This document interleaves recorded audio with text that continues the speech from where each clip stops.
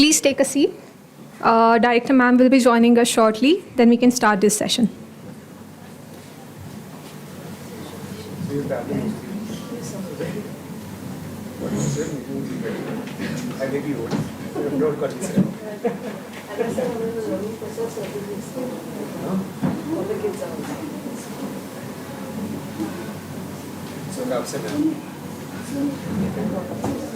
I have to return the accolade. It's okay. Yeah, I can't. It's very decent.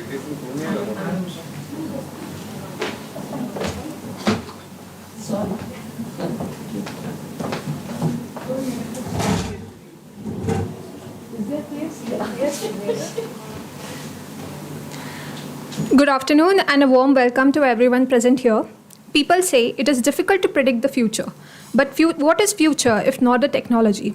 Technology is rooted in the past, it dominates the present, and it trends into the future.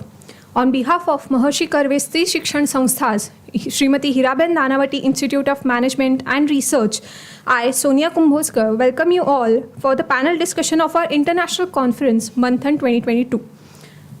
For this session, we have 5 panelists from different sectors who are at the top of their field. It is my pleasure to introduce them all. The first panelist of this session is Mr. Atul Upadhyay, Senior Vice President of Pride Group of Hotels with 28 years of experience in hospitality industry. He carries a rich blend of knowledge in operational policies, strategy development, owners, and guest relationship management, training, human resources, and customer service. He is an alumni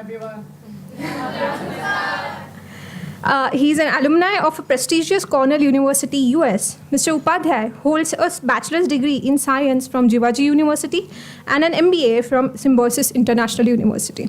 We welcome you, sir.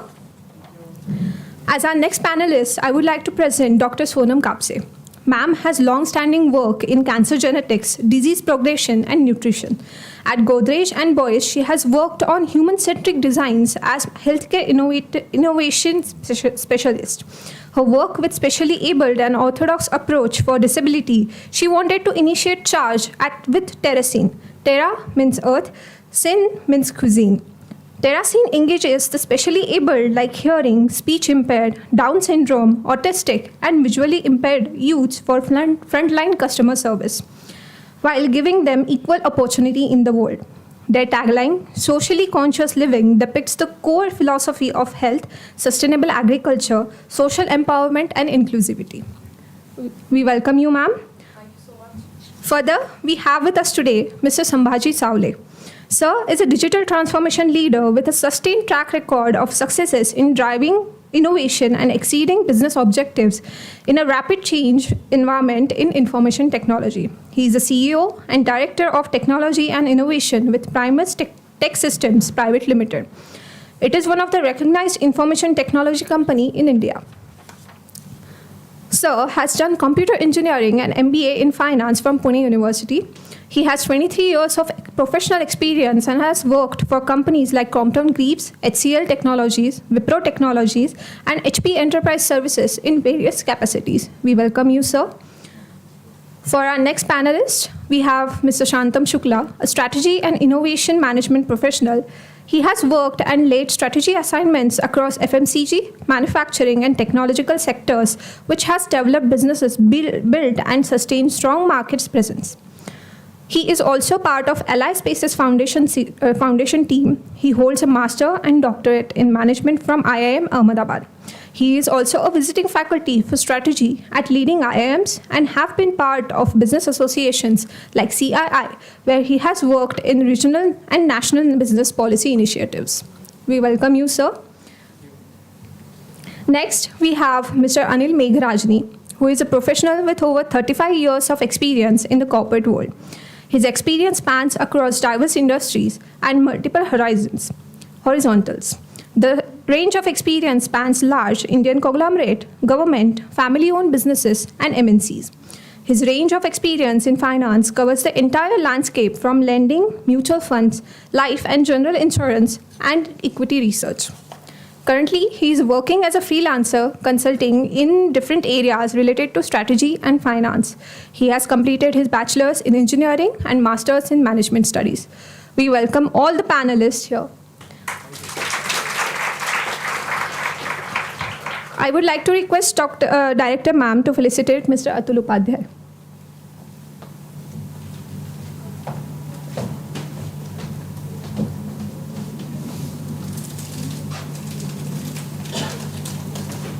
Thank you.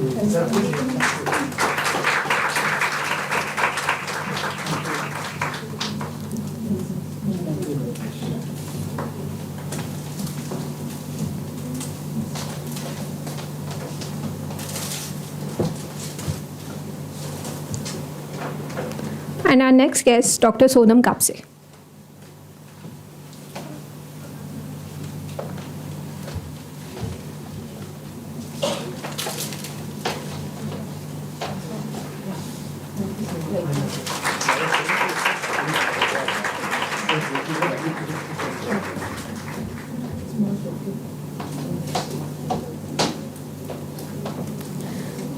Mr. Shambaji Chawle.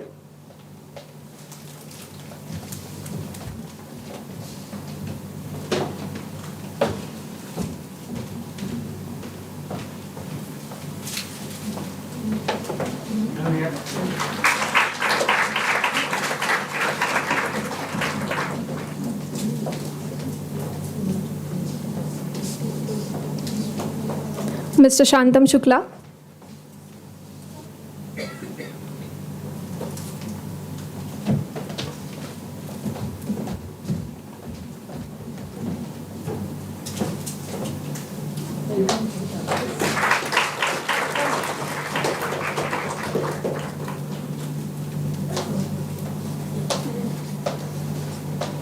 And Mr. Anil Megh Rajni.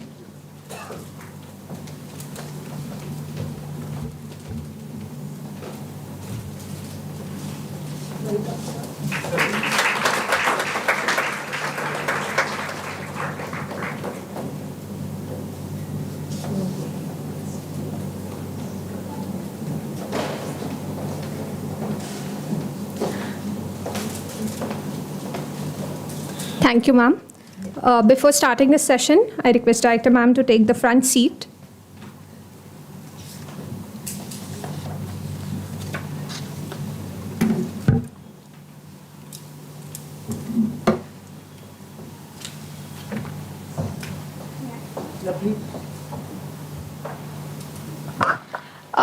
First of all, welcome you all here. My name is Sonia Kumbhoskar, and I will be conducting this panel discussion as well. So we will be starting with our questions right away. So the first question.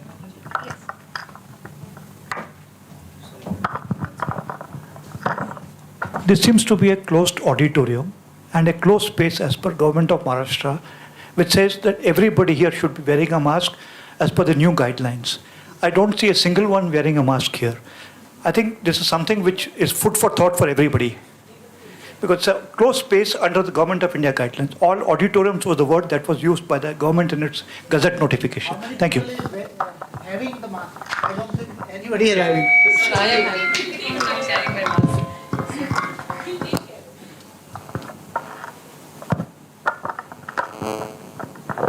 So the first question I would like to ask you all is, with dynamically geopolitical situations, how is your business strategizing for the future?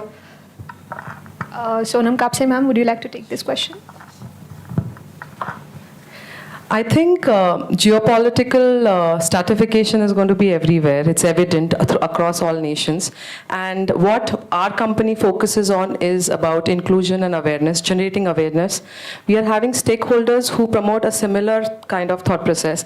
And we want to take it forward based on diversity of different organizations, understanding how we can be a part of it, how we can give our inputs throughout. So I think that's the way forward for us.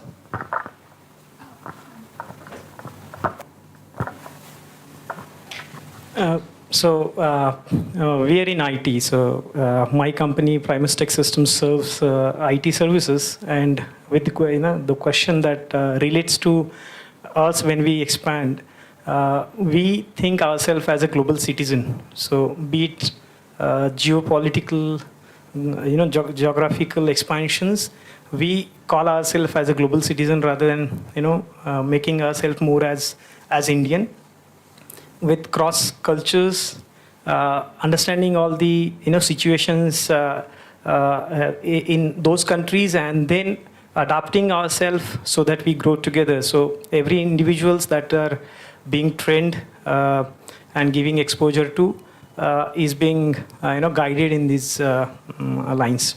So this is for us. Thank you so much, sir. Anybody else would like to add?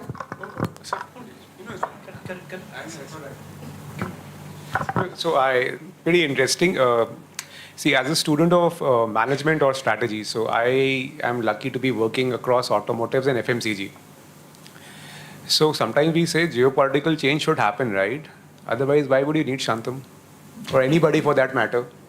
So if things do not evolve, right, there is no point of us. Like somebody would set the system and it would work always. So all of you are required in the team. Why? Because things are changing.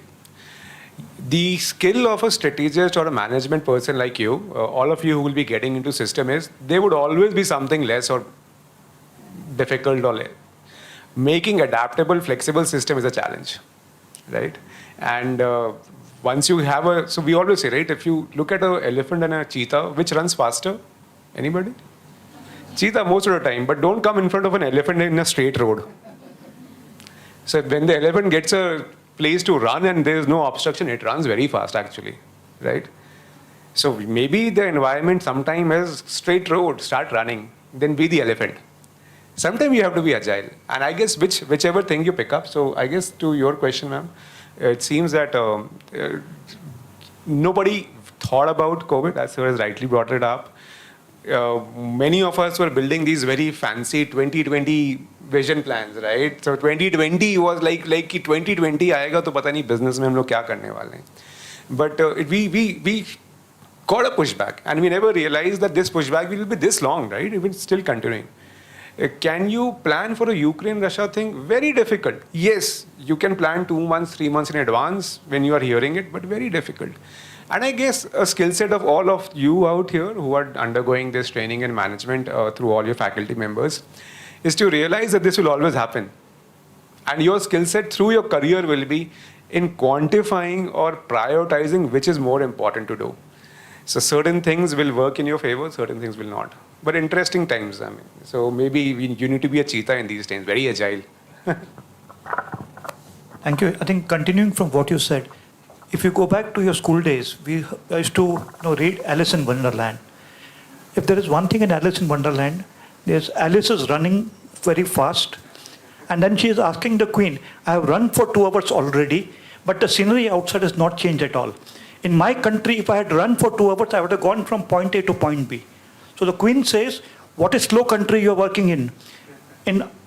If you have to stand still, you have to run very fast. If you have to go ahead, you have to sprint much, much more faster.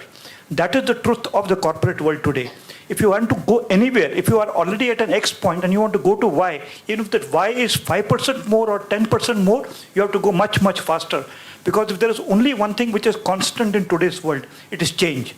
Change can come from geopolitics, change can come from COVID, change can come from anywhere. If you don't anticipate change, if you are not agile as an organization, and therefore when I used to work in my corporate world, if there's one thing which I would tell people is, the pace of change outside is changing very fast. That you cannot control. How quickly are you going to adapt as an organization internally to be able to match up to the pace of change is what makes the difference between a successful organization and not successful one. So that's where we all have to look at, saying change is the only constant that we have to live with, not just for 2025, 2030 or whatever time frame that we look for.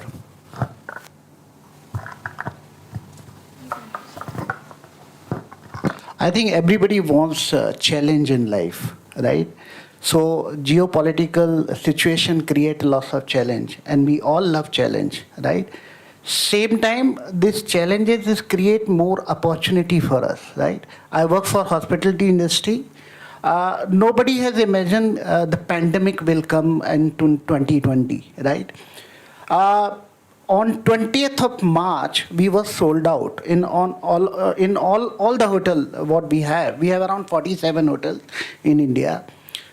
And suddenly, Prime Minister then announced, there's a pandemic, and then, so we change our strategy, right? So as per the situation, we have to adapt new strategy. So what we have did, we have taken Bande Bharat business, and then, we have taken the doctor business. Pride is a hotel chain which has not removed any single employee.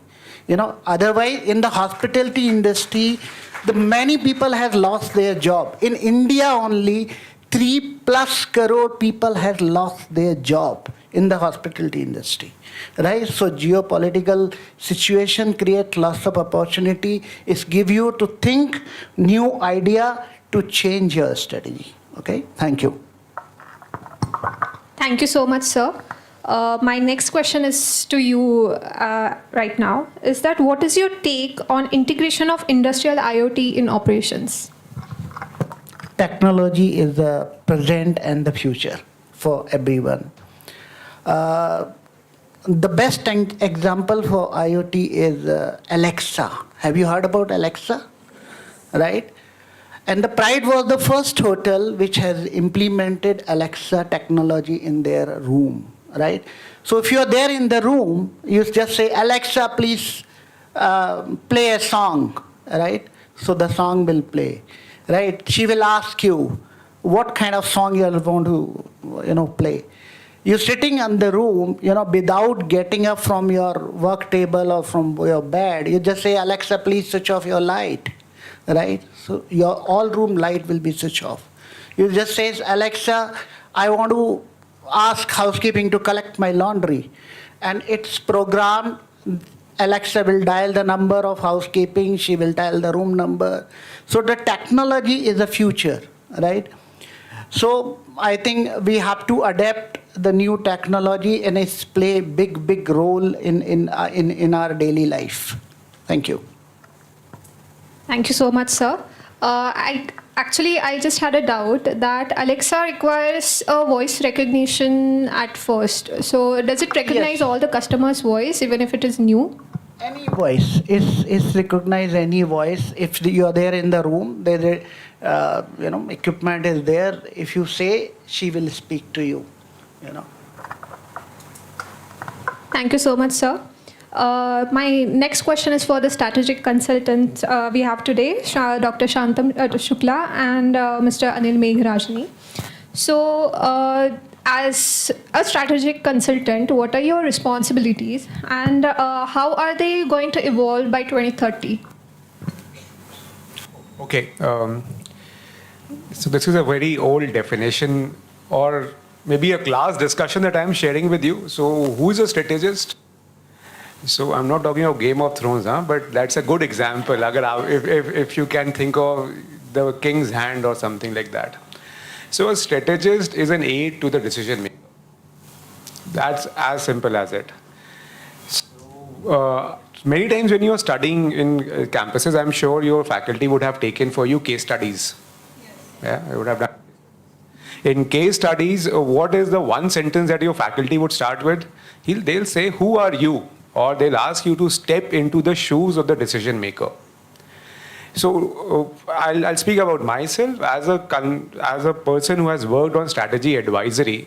Two things are very important for me. One, my alignment and my trust with my decision maker, whosoever he is.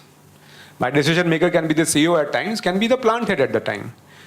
But if you're not able to get into his shoes, you can't start thinking about him or what her or she is thinking about, then you will never be able to be the aid that you have to be, right? So many times we say strategy making is not necessarily rational thinking, right? It's not that somebody has to give you a plan. Take up any industry you want, any industry, and you will find that all businesses operate in a different way. Atul sir gave a wonderful example of Pride Hotel not asking even a single person to go out. Not even a single person. Now you have to give it to their board, to their leader who had this conviction or the value that the group has built. I will not ask anybody to go. At the same time, Atul sir shared a figure with you that 3 crore people lost their jobs. So somebody asked, now, was the strategist good in one place or the other place? If you are working with pride and you are a person who thinks that, okay, I can let people go, you will be a very bad. Your role has to be to tell them at times, sir, maybe as Megh sir being in finance will say, your cash flow will not manage. Yet I'm going to do that. Yet I'm going to do that is why? Because my leader is in that thing. So when we talk of vision and mission exercise, we typically say you are thinking like that leader. So as a strategist, I believe one of the biggest role for you is to realize whether your leader or whether your organization, you are in sync with it or not. I'm not saying that you start doing whatever they want. At times you'll have that difference. And when you have that difference, you try to bridge it. If you can't step in their shoes, you walk out. Or they make you walk out. So I guess that is, from a strategist perspective, I guess the role is simple. The challenge is stepping into shoes every other time and remembering their shoes. So be the hands-off thing. And lastly, on how 2030 will change. So I don't see the position changing that much. So if you look at the top consulting firms, wherever I have got a chance, whether it is Bain, BCG, McKinsey, wherever I interacted with them, these companies have been around. They are doing the same strategizing, but maybe as we spoke about geopolitical, maybe the structures change from time to time. Beyond that, I don't think that there will be drastic difference in the consulting side. Maybe some of the consulting, as technology becomes more nuanced, we learn to do online consulting as well. So a little hands-off consulting, maybe some of those things will come up. But prima facie, I believe it will be how it is. Thank you. I think the fundamental difference at 2030, will it make any difference? I would completely agree with what Dr. Shantanu said. Fundamentally, why do you need a consultant in the first place? Now, many companies engage with a consultant, one, for skills that they may not have internally, and therefore they want to get the skills from outside without having any permanent liability. That's number one. The second point is that when you engage with somebody from outside, you expect that once a person is doing consulting work with you, he or she will transfer knowledge to his people. So there is a kind of transfer of knowledge that can happen by engaging with a consultant. The third time is that you know what you want to do, but you want to have an external sounding board which acts as a validation for you or tries to identify whether there are any blind spots in your thinking. And the fourth, which is also a reason why many people engage consultants, is that to be able to convince my people internally or to convince the board of directors or whatever, you need a rubber stamp from an external consultant. The more branded he or she it is, the better it is. So all these factors will continue to remain as it is over a period of time. Nothing is going to change as far as a consultant is concerned. But there is one thing which a strategic consultant has to realize or remember. It is very, very easy to give recommendations. Preparing a beautiful PowerPoint-based report is a very easy task. Implementing that same consulting output is the most difficult task. And there is no better story than if you read the book called Dangerous Company. Dangerous Company is a book on consultants, which was written by an American author. It has got some 15 case studies on consulting itself. And the first consulting case study in that is on McKinsey and Company, about the founder, James McKinsey. Most people don't know James McKinsey because he started the firm, he succeeded. He did a beautiful consulting work on strategy for a company. And the company board of directors was so happy with him. They invited him to join the company as a CEO, full-time, with full responsibility and full power to execute the document that he had created. James McKinsey left the firm, allowed Martin Bower to take over the firm and run it as a partnership organization and became the CEO of that firm.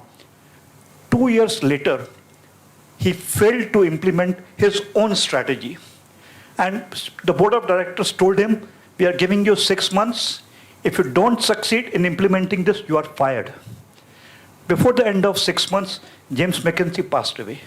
And his dying statement to his friend was that it is very, very easy for me as a strategist to give recommendations to people, but to be able to implement the same strategy in the organization with the full powers is a different ballgame altogether. So if there is one thing which every one of us needs to realize, implementation is the key. Recommendation is easier relatively compared to that. And if going forward, if something is going to change, it is that companies are going to expect the consultant to handhold them for implementation, to say that you said that my revenue will grow by 10%, get me the revenue increase of 10% and I'll pay you profit sharing. That is beginning to happen, but it will be more and more probably. If there is any difference, probably it will be that only. Thank you.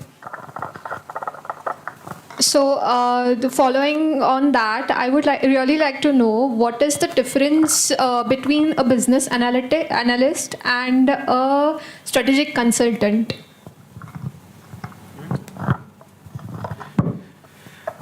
Okay. I'm not the HR, right?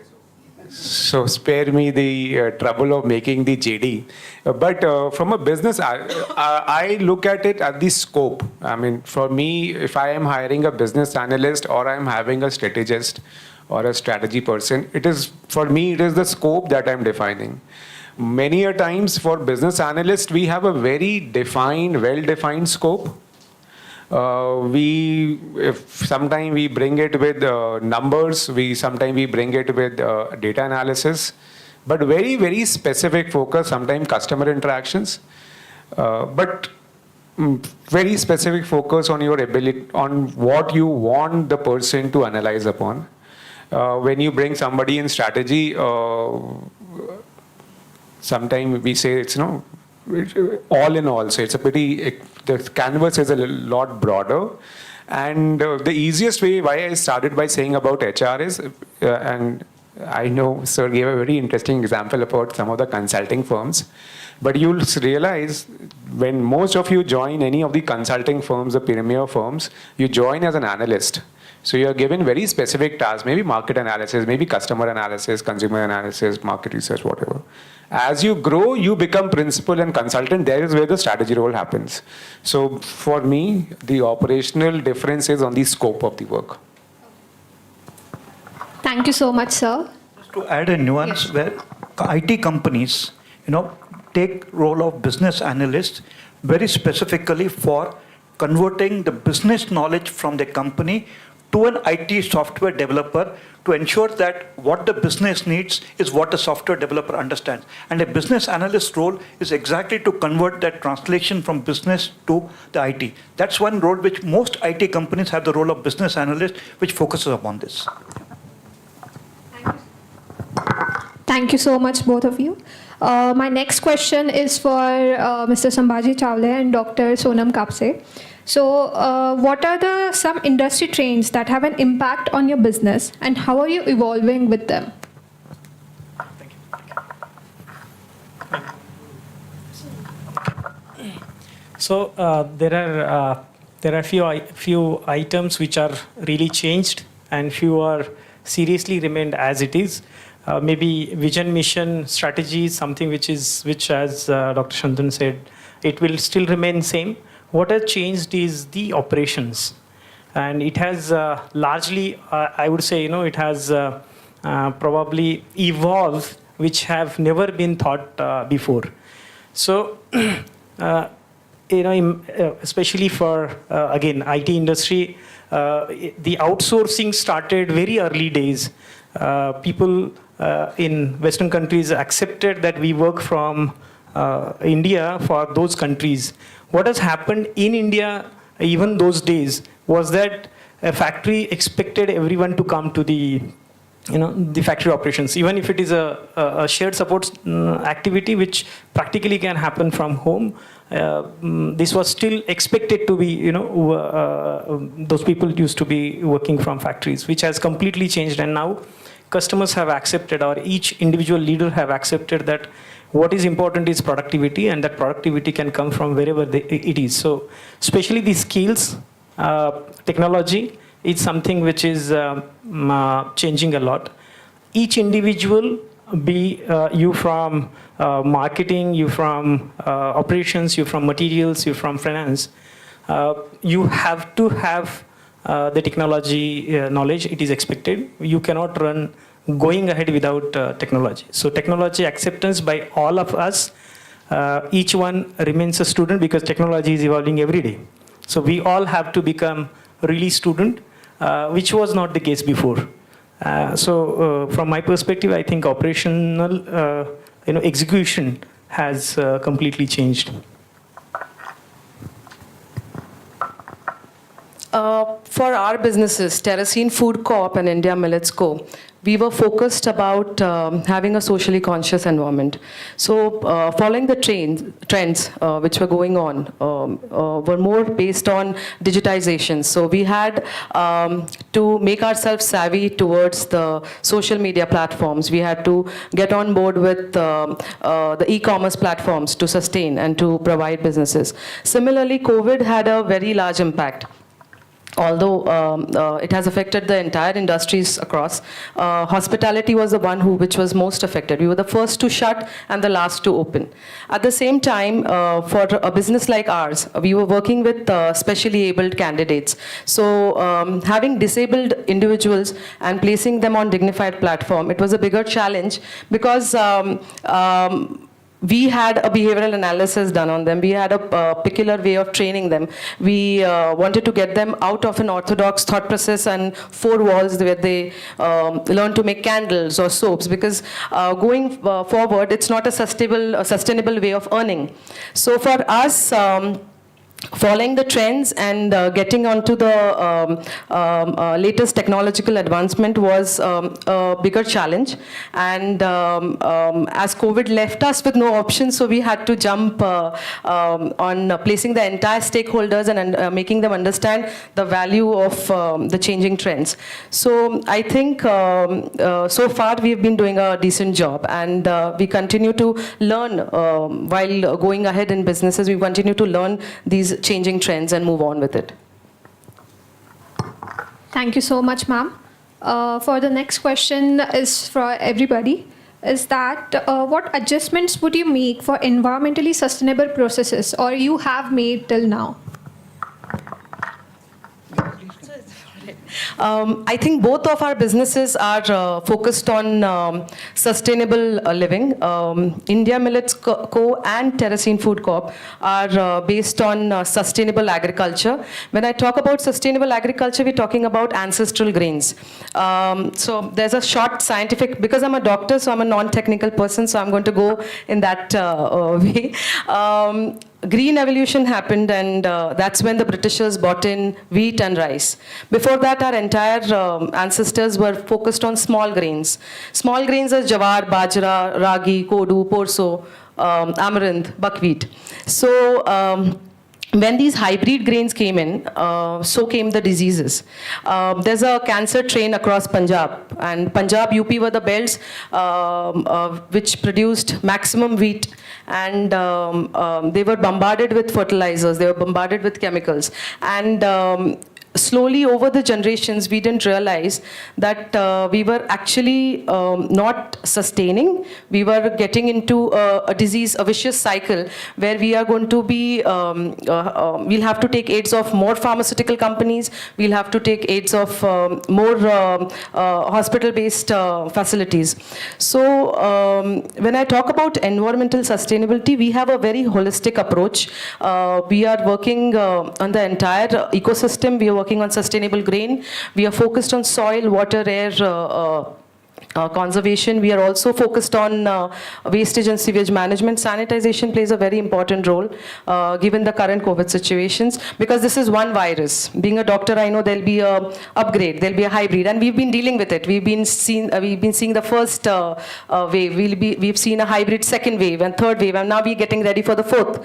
So I think as the entire ecosystem changes and the more artificially inclined we are, the nature has its own way to taking it back, and it's going to produce different kind of mutant bacteria and viruses. And to sustain these, we have to sustain our immunity, and that is going to come through the natural, the unorthodox, killing the unorthodox thought processes and going back to nature. So both the companies are working towards a change. We are going back to the ancestral grains. We are going back to focused inclusivity. We are working on equality. So I think that's a very sustainable approach, and that's how we want to move forward. Thank you. Yeah, green energy we use in our industry, so for the electricity we are using the solar energy, we're taking the electricity from the solar farms, solar energy. Nowadays the government is giving a subsidy for solar energy, right? So if you have a land which is not used for farming, you can put a solar panels and which can be sold, right? So we are using that electricity. Second, in our industry, in the hospitality industry, we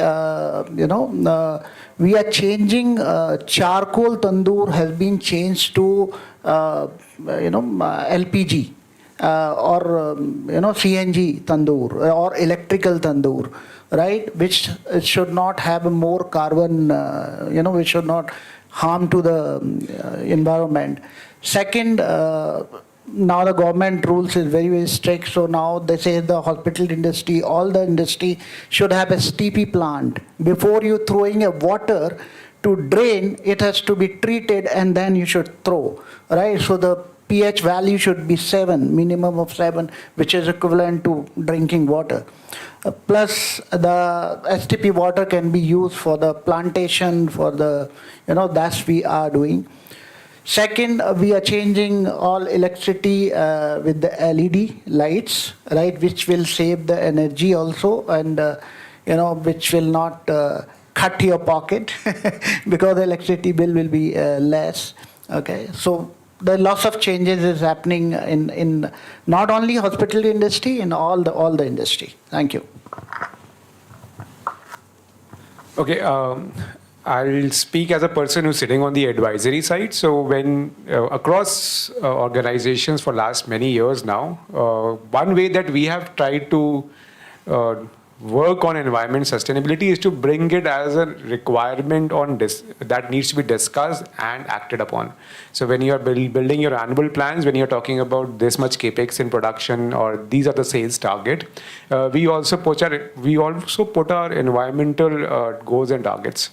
For many of the companies, or of course, see individually, if you catch hold of a person and ask him, there's a good chance that if you make him aware, he'll be environmentally conscious. But we are talking of organizations, and go back to the word coalitions of interest. I mean, in family, if there are 4 people, we might have 4 kinds of pizzas being ordered. You can't do that for an organization. So in an organization, what we are trying to do is, and not only us, I mean anywhere, I mean whether you see the UN charters or all, is to build or bring the some sort of a commitment towards from organizations towards certain targets. So organizations, I've been with organizations who are very environmentally conscious. So they take massive targets, and because the leader there themselves has invested and they are recognized for it. They're organizations which are starting in the journey. So as good as saying, I'll give you example. We created a simple chart, and I know maybe we do it in automotive a lot. We had this, how much energy you are consuming, how much water is getting dispersed. Just getting that and getting somebody answering. Now, maybe it is not a very big P&L function, but the moment you get somebody discussing it on a quarterly, monthly basis and empower a person who is going to do it and report to the board, well, even if the value compared to the business is small, you see changes. So how are we becoming environmentally sustainable and conscious? Well, we are trying to initiate, and where we have initiated, try to accelerate. Because we'll be the elephant in the organization, right? So doing that.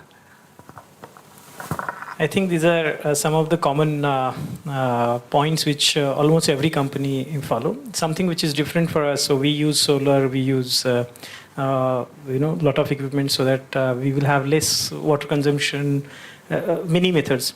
Apart from that, especially we opted, right since beginning, we opted for bring your own devices.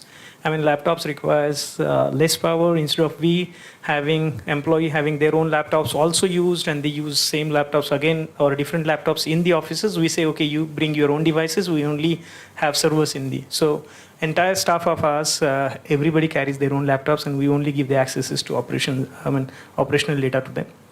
We cover part of security and all other aspects, but so I think we are very cautious about that.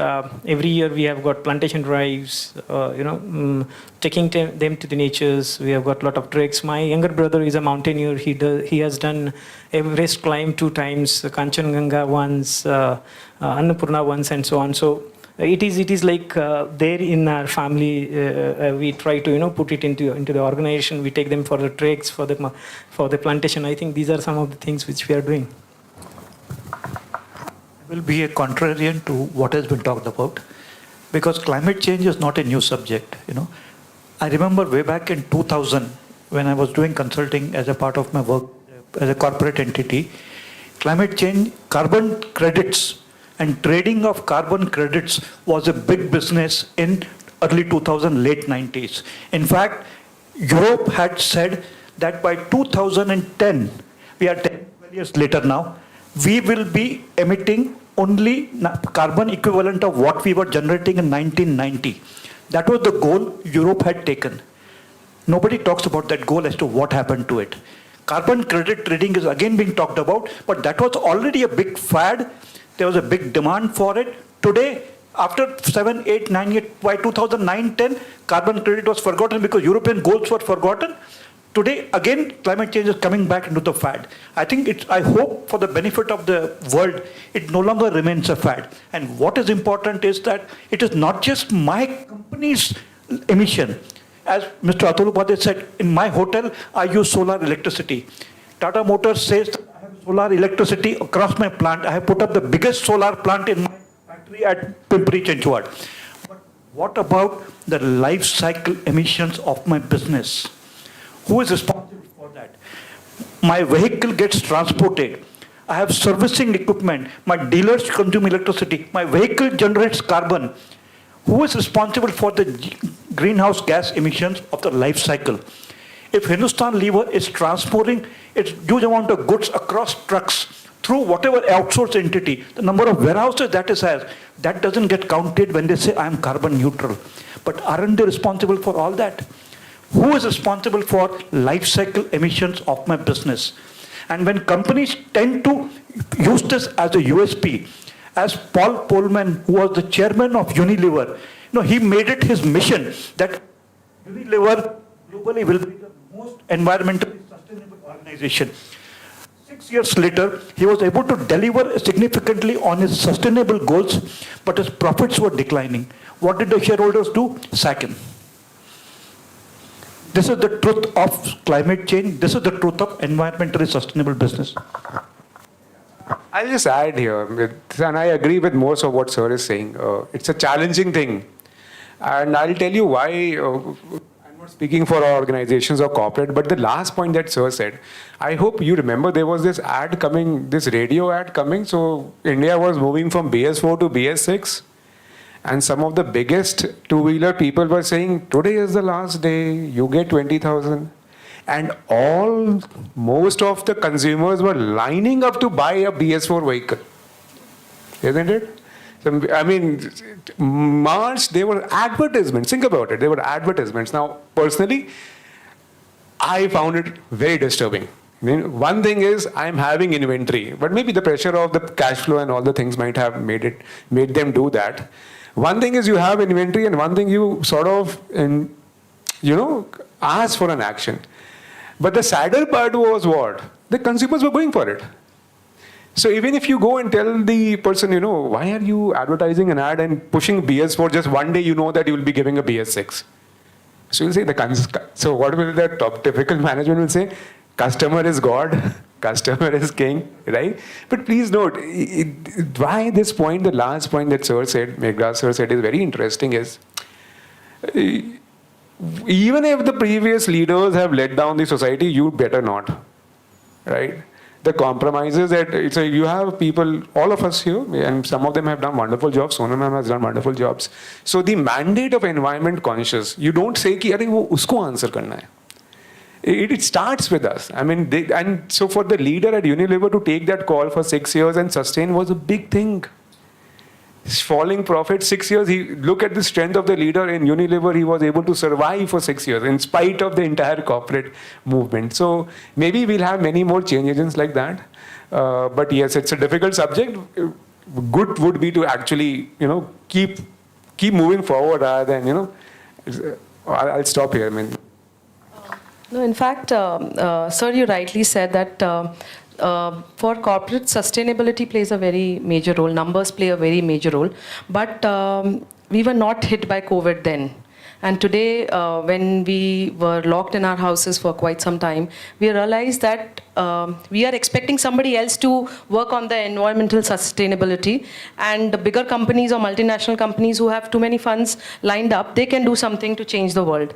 But it's an individual mindset that we have to do something towards the change if we want to. Like you said, change is the most evident part, but so is resistance. And what we are doing right now is resisting that, okay, it's a huge topic, it's a very difficult achievable goal, but somewhere it needs to start, and I think it all starts with an individual mindset where we want to do something towards the environment, because next time some COVID XXX hits us and we are still wondering that, I don't know whether McKinsey is working over it or Unilever is working over it. So I think that approach, the whole thought process and mindset needs to change.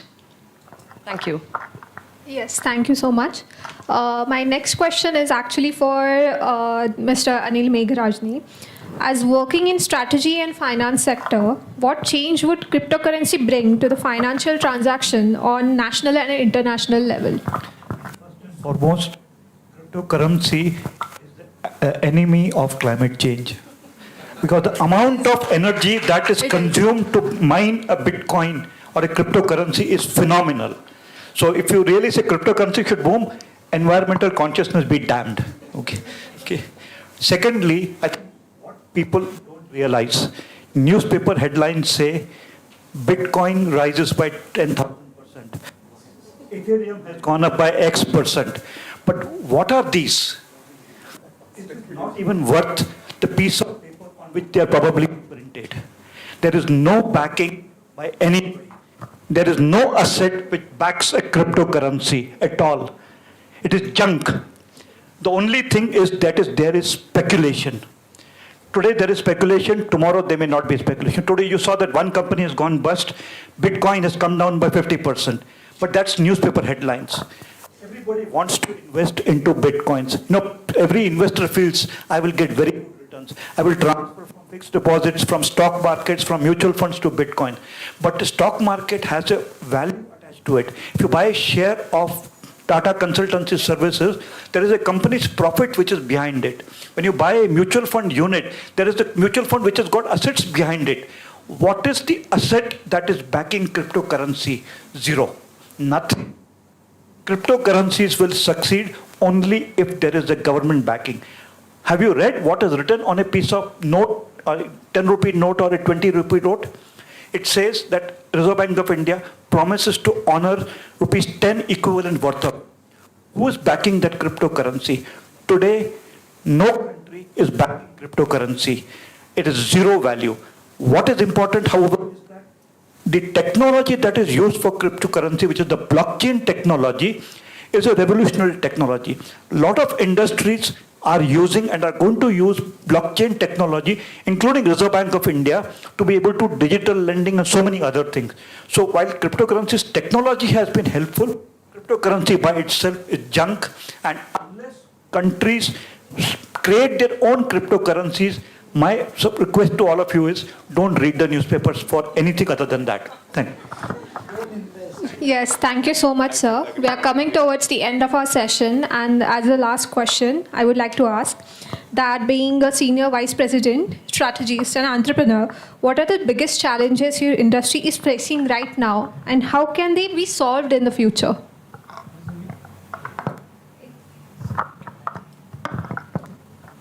So biggest challenge in the hospitality industry is skilled manpower, right?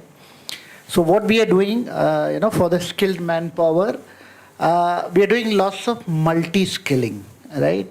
So one person can do 3 works or 4 works. So then, one person can do the work in 3-4 department. The second challenge is nowadays the new generation, they don't have any patience, right? Because everybody wants to become a manager, right? So as soon as they join as a HOT or management trainee, right? As soon as they finish their management trainee, they want to become a manager, right? So that's the second challenge we are facing. So what we have done, we have, removed lots of designation, right? So in our hotel, we don't have a supervisor, right? We don't have, so as soon as any employee join, they become an executive, right? So we call everybody the executive, right? So they also happy, okay, I'm executive, I'm not a assistant or I'm not a supervisor, right? But I think new generation should have a patience, right? They should learn the job. When you're doing a training, you have to spend some time, learn the job, and then you grow slowly. Okay, thank you. I think with both my companies, I'm working for the most underserved community, farmers and disabled individuals. So my challenge is with the system, and making a change is extremely difficult because, as I said, we have an orthodox mindset when it comes to farmers or when it comes to disabled individuals.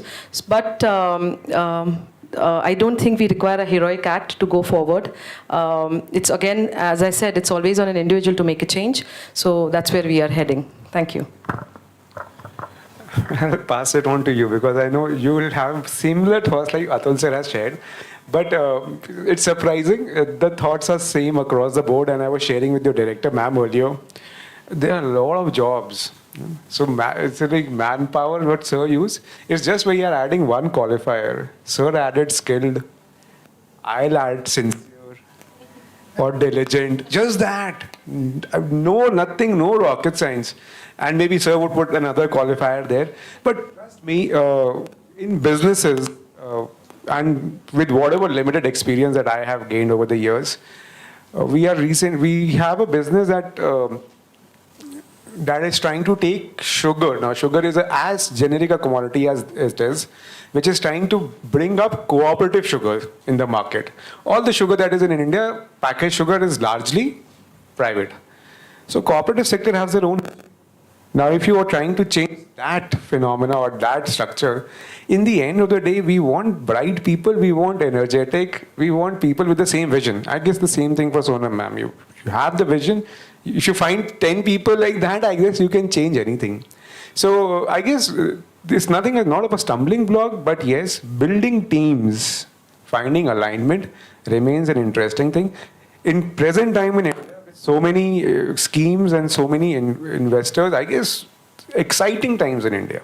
Exciting times to be in business, doing change, whether it is social organizations, whether it is commercial organizations. There is tremendous scope in space.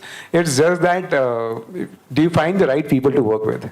And you can also look at the right organizations to work with, either way. So whenever I talk to I won't say students or participants in my courses, any interview is a two-way process. The person who is interviewing is judging you, you are also judging, so don't forget that, right? So if you find the alignment, then stick with it, then stick with it. Upar niche to hoga, right? And I'm pretty sure you'll have a wonderful time. And for me as a person, where I have done last few years have been only on transformation projects. I guess building the change and getting that core team formed has been one of the most important things. I have been lucky otherwise that people have been fine enough to invest. So maybe that has not come up for me. I think people, the skills can be trained, can be taught, and that is easily manageable.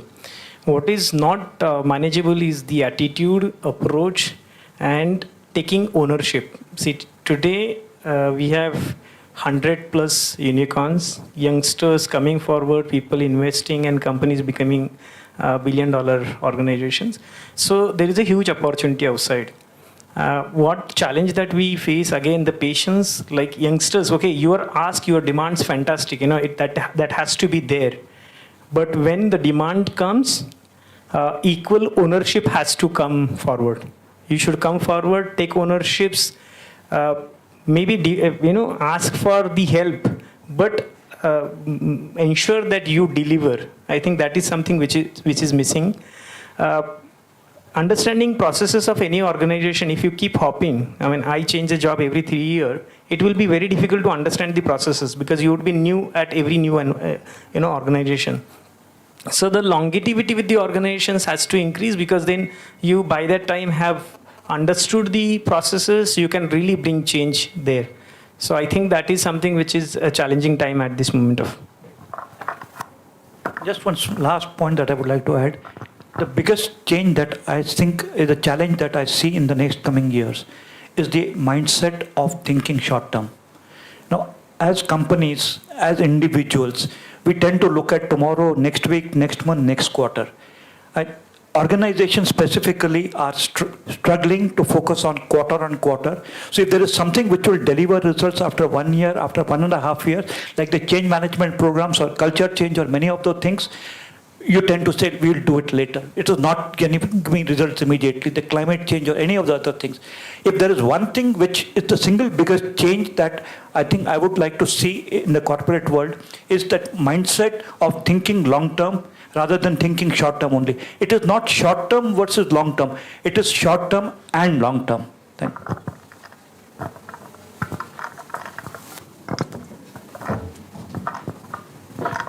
Thank you so much. We are done with our questions. It has been such an honor to conduct this wonderful and informative session.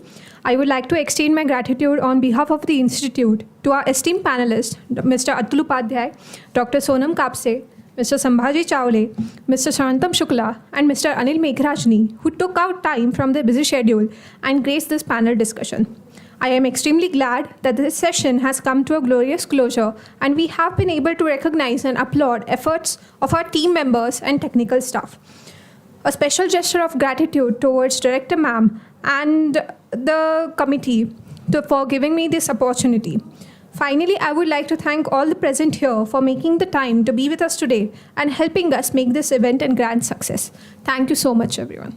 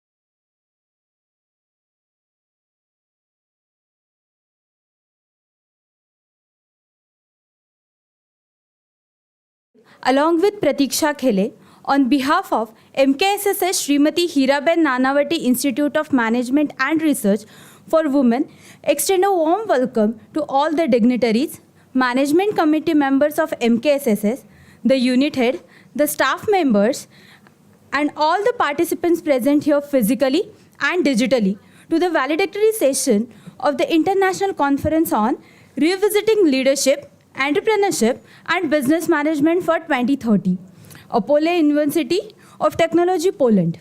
Now, I would like to request you all to rise up for the National Anthem.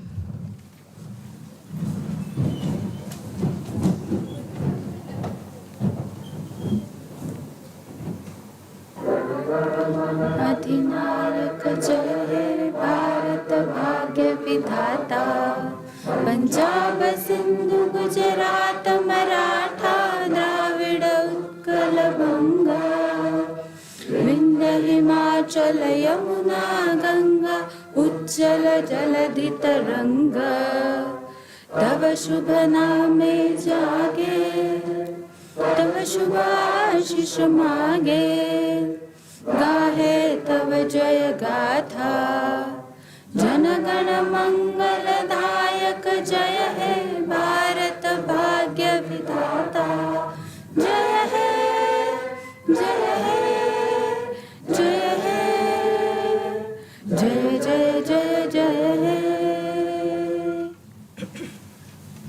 Thank you, IT team. We at HNIMR follow the footsteps and vision of Maharshi Karve and retain the tradition as well. I now request Apurva Gune to recite Ashram Geet and seek blessings from pioneer of the institute.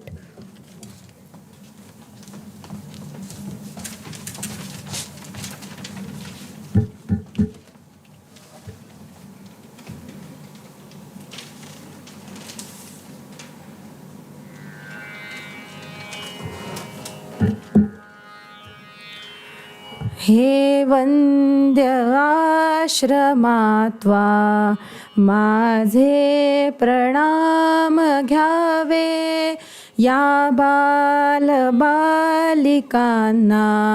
सत्स्फूर्ती लागी द्यावे, या सिंह तोरण्यांच्या उत्तुंग शैलमाला, राहोत पाठी राख्या करी गुंफुनी कराला, ही मंद मंद वाहो सरिता मुठा सुमाता, वाहुनियाणी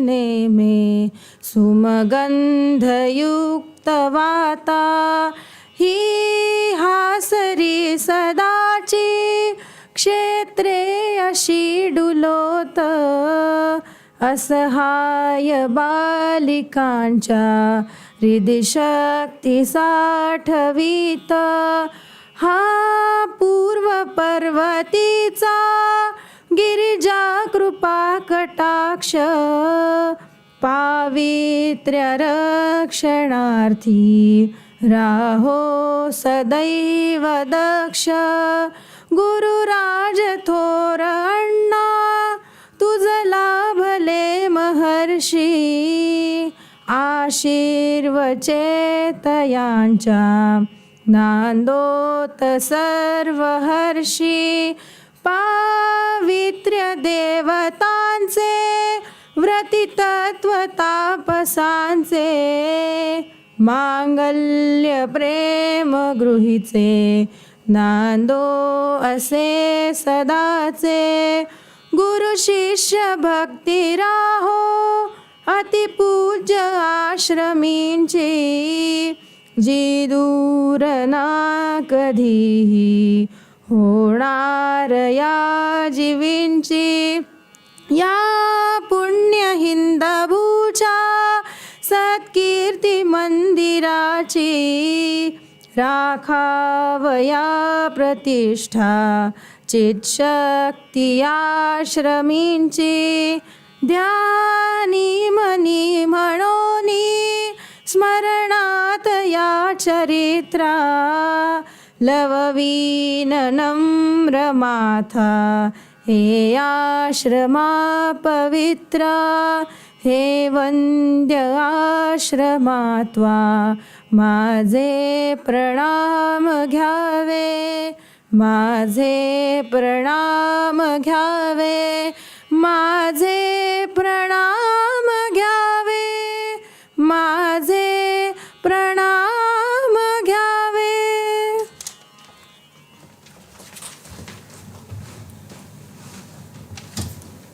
Thank you, Apurva. It is said that innovation is the only way to win. Today, we have with us the chief guest for the day, Dr. Abhay Jere, Innovation Council, Ministry of Education, Government of India, who has graced the event through online mode. Sir is the Chief Innovation Officer for Ministry of Education, Government of India.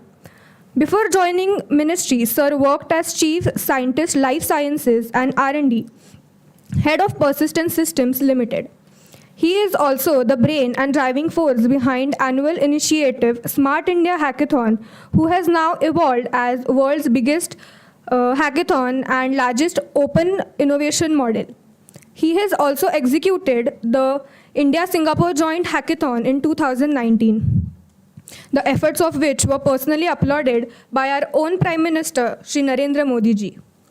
The Asian India Hackathon and Toycathon were also organized under his leadership.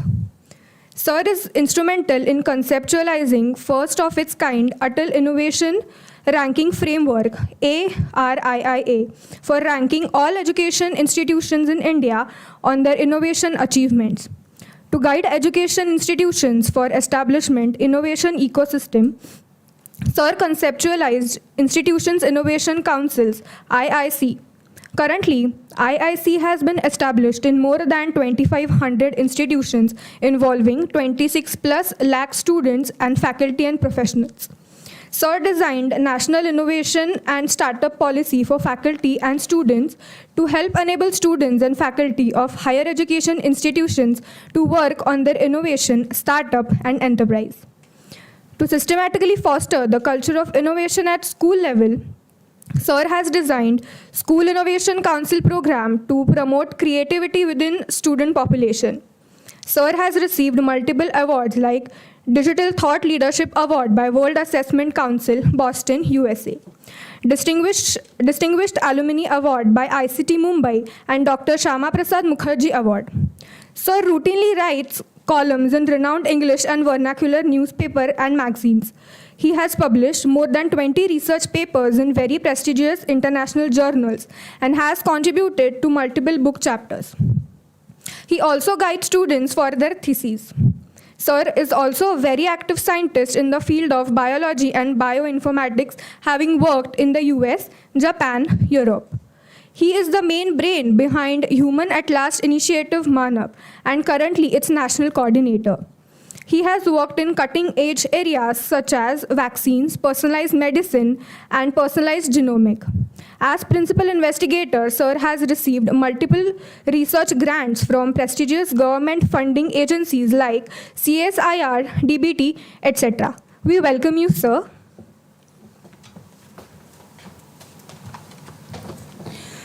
Leadership is the capacity to translate vision into reality.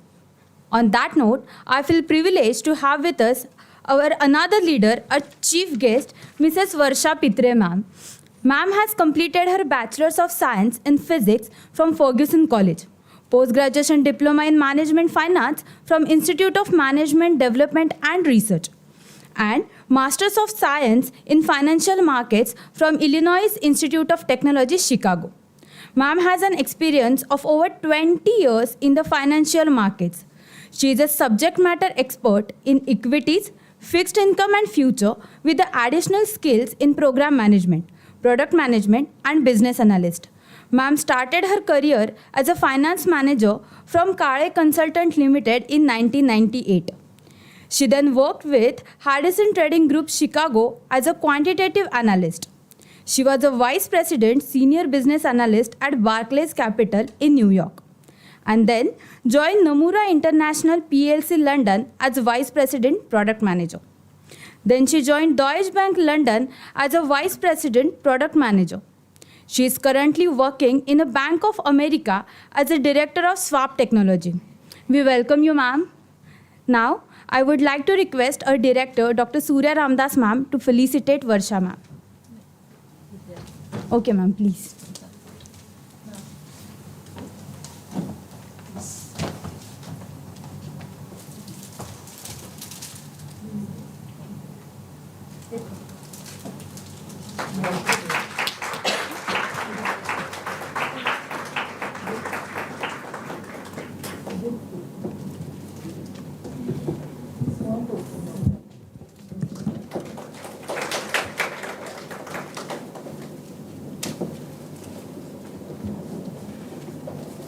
Thank you, ma'am.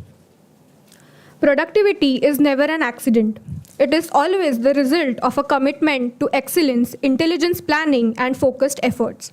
And on that note, I would like to introduce Mr. Said Idait, sir. Sir has joined us online. Sir completed his law degree from University of Law and Economics, Fes, Morocco. He pursued a master's degree from University Tor Vergata, Rome, Italy.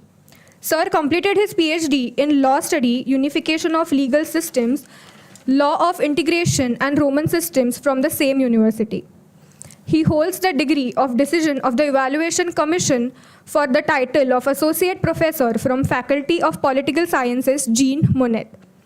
Sir is proficient in 5 languages, which are English, French, Italian, Polish, and Arabic.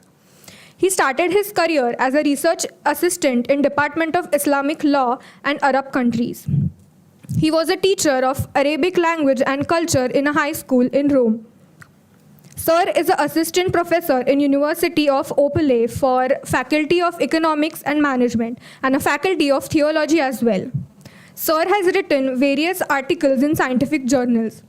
Sir has also published a book under his name titled as Sharia Financial Law in the Global Perspective. We welcome you, sir. We now have with us Mrs. Vidyadai Kulkarni Madam. Madam is a Vice Chairman of Maharshi Karve Stri Shikshan Sanstha and has been serving as a Management Committee member of MKSSS for the past 5 years. She has completed her MSc in Physics and Bachelor's in Acupressure Therapy. She is an acupressure therapist. Her love for physics kept her guiding 10th and 12th standard students in the subject. I would like to request Dr. Surya Ramdas ma'am to felicitate Vidyatai Kulkarni ma'am.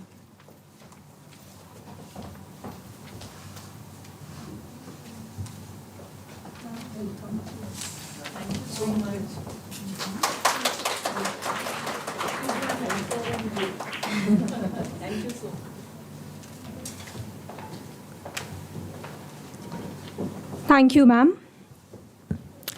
We are privileged to have amongst us Dr. Prachi Zavdekar, ma'am. Ma'am is a renowned educationalist.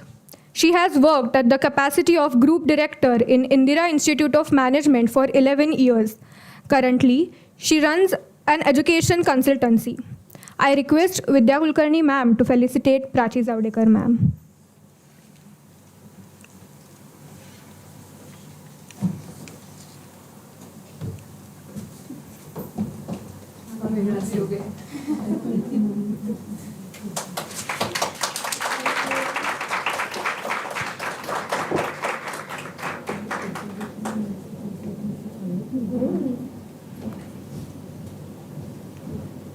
Thank you, ma'am.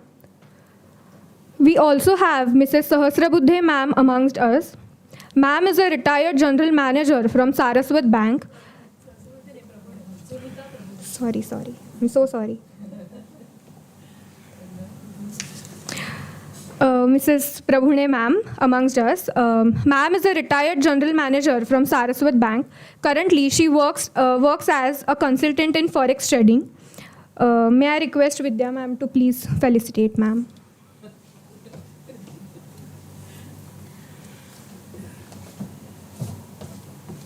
Yes, please.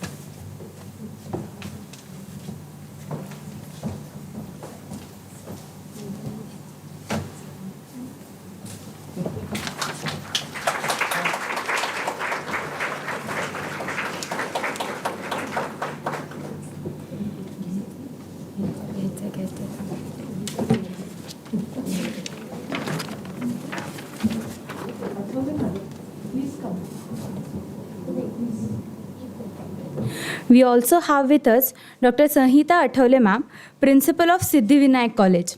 We welcome you, ma'am. I would like to request our director, ma'am, to please felicitate her.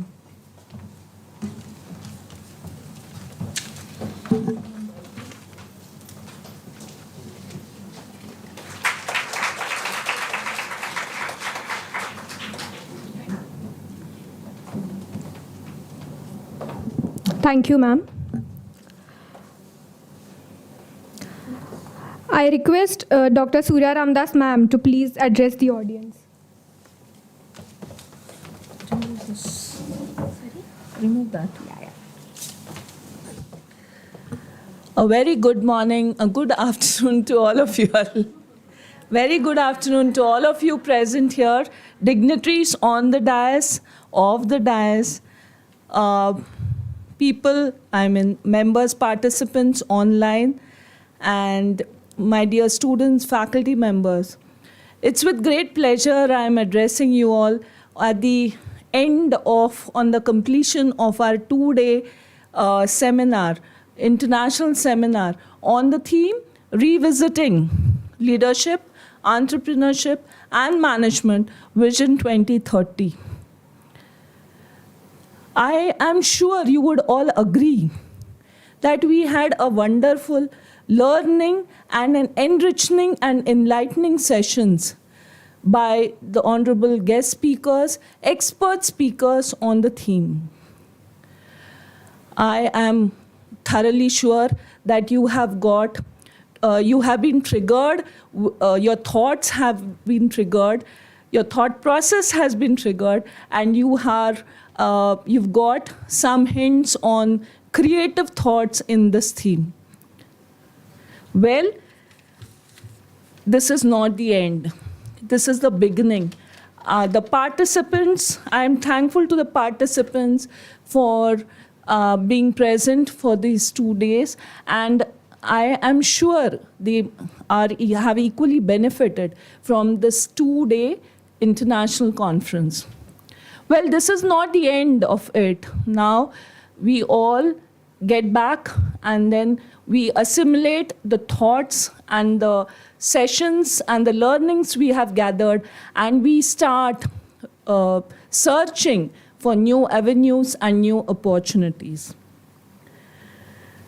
Well, I'm sure the participants, I expect them to give feedback and suggestions, and also I request them for continued discussions on this topic. I'm thankful to our guests for the valedictory function, our Honorable Chief Guest, Madam Varsha Pitre, who has been kind enough to accept our invitation. She's come all the way from UK, and of course, she had to take out time for us, and I'm thankful to her for taking out valuable time and being present among us. At the same time, I'm thankful to Dr. Abhay Jere and Mr. Said for their online presence and addressing us. I express, finally, let us have a good round of applause for the successful completion of this 2-day prestigious international seminar. Let's have a round of applause. Well, this would not have been possible without the support, immense support I received from MKSS Samstha and the management members, and especially Dr. Desarda sir, our LMC and CDC chairman, and Madam Vidya Tai.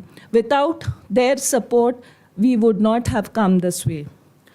Well, it is not without the support of my faculty members and the staff members and the organizing team of students and staff. At the end, I'm thankful to the students for their patient hearing, and I wish that students have a long way and to go to give back this to the society by telling me that they have benefited from this seminar. Well, all the best to all of you all, and have a wonderful time ahead. Thank you. Thank you so much, ma'am, for your inspirational words. Now, I would like to request Vidyatai Kulkarni, ma'am, to address the audience.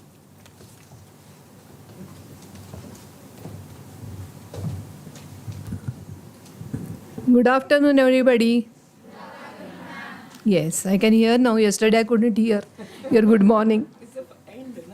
It's end. So, respected chief guest, Varsha Pitre, respected Surya madam, Sanhita madam, and all the dignitaries who are present online and offline, means in front of me, my dear students.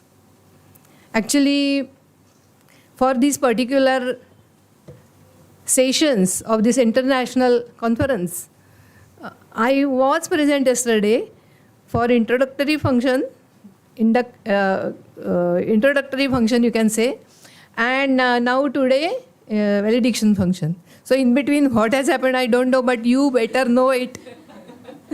And you can repeat it if I want. If your director wants to repeat anything, I am sure that our students can give short information about all the sessions which had conducted over here last 2 days. But I will not talk about it therefore, about this particular topic of yesterday's and today's sessions. पण मी तुमच्याशी संस्थेबद्दल थोडंसं बोलणार आहे, कारण संस्था आपली अशी आहे की KG पासून PG पर्यंत अशा 30,000च्या वर विद्यार्थिनी इथे शिकत आहेत.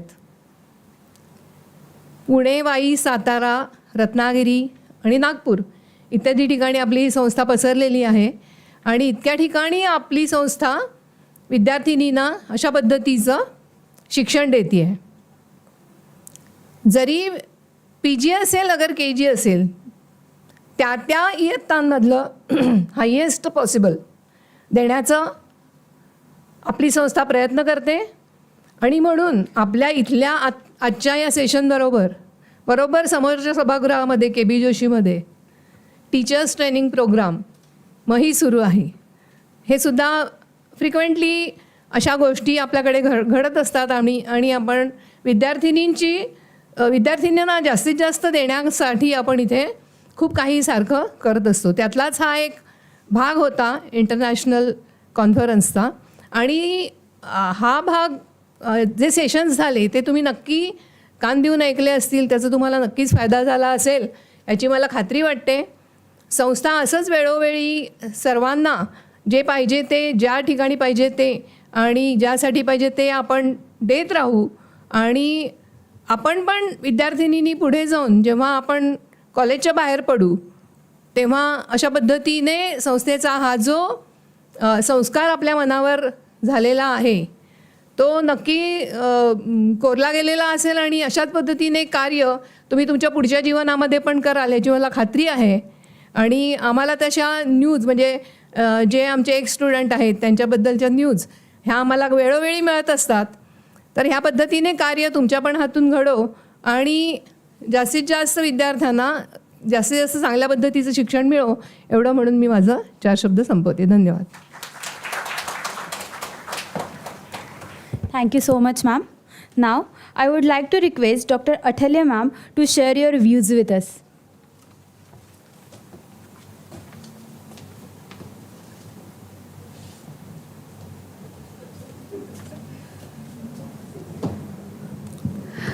Good afternoon, everybody.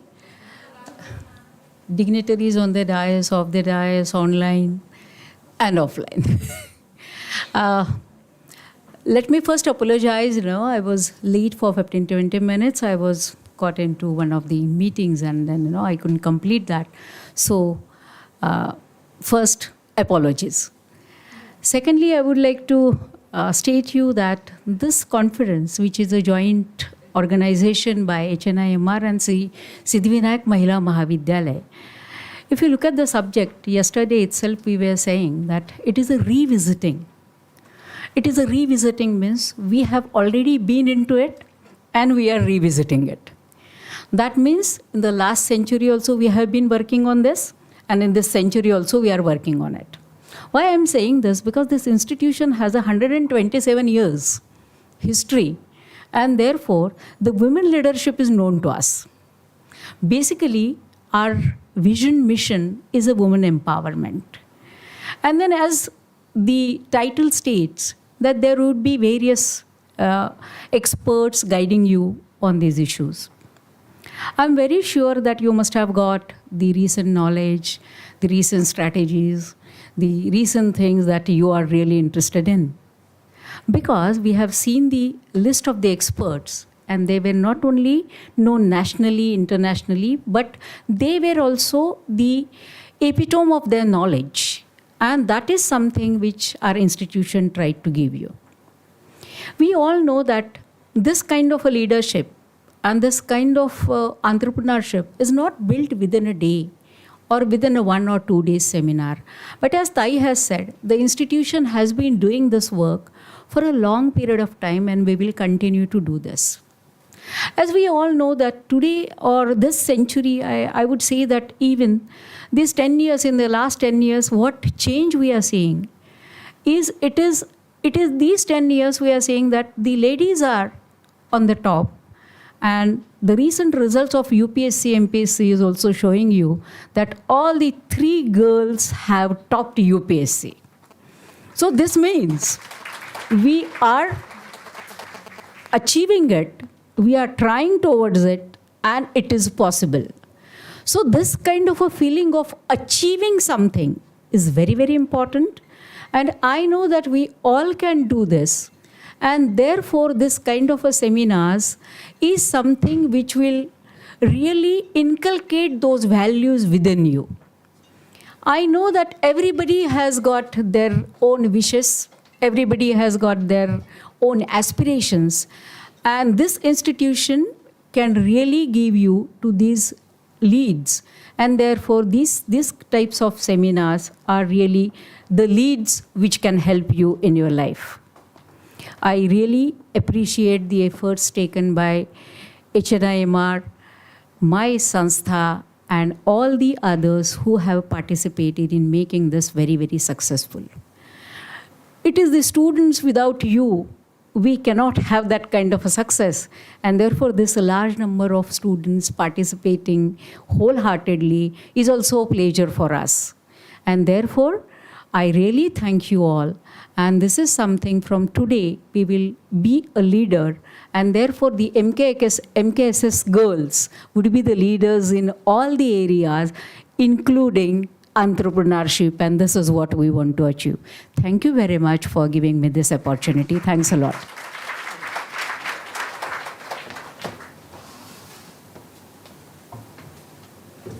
Thank you so much, ma'am. Now, I would like to request Saeed Edait sir to come live and share his expert views.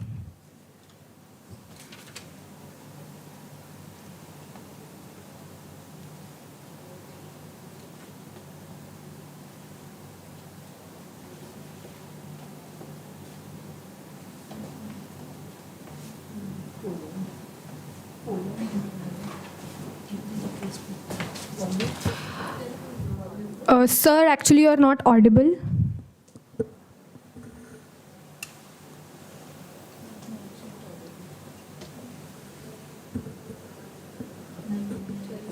Sir, you are not yet audible. How? Can you see me? He is not able to see. Yeah, he is not able to see.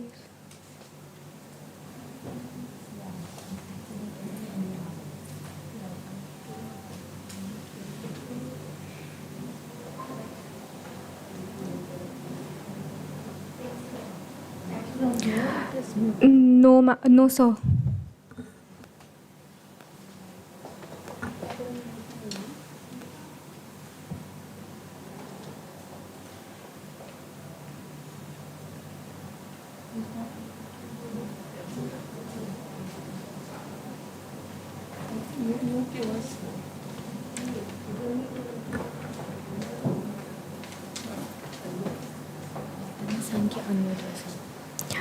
Sir, can you please unmute yourself?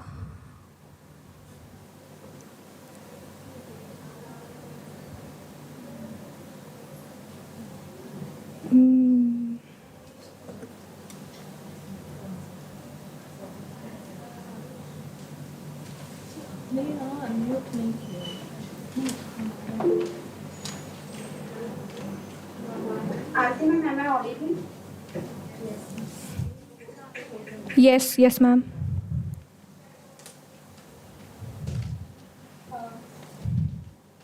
Can you hear my voice, sir? But sir, then it seems there is some problem from your end. We can't hear.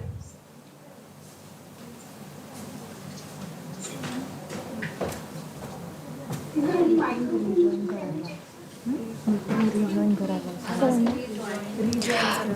Sir, can you please rejoin the meeting?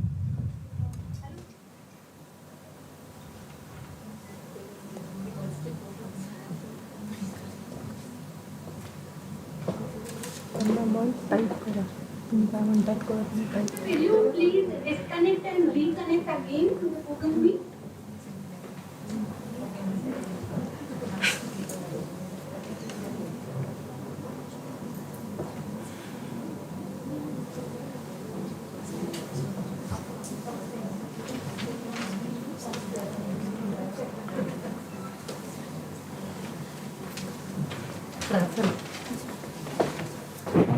सरांना घेऊया तिथे announce कर by the time sir fixes the problem that can be have. Okay, so by the time sir fixes this problem, can we have Dr. Abhay Jere sir live?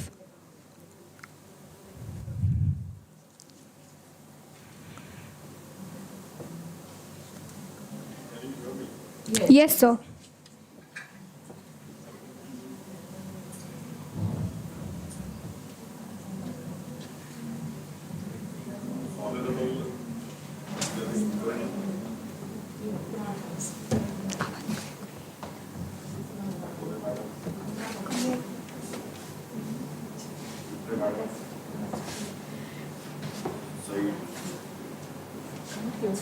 First, I would really like to thank you all for inviting me to this program.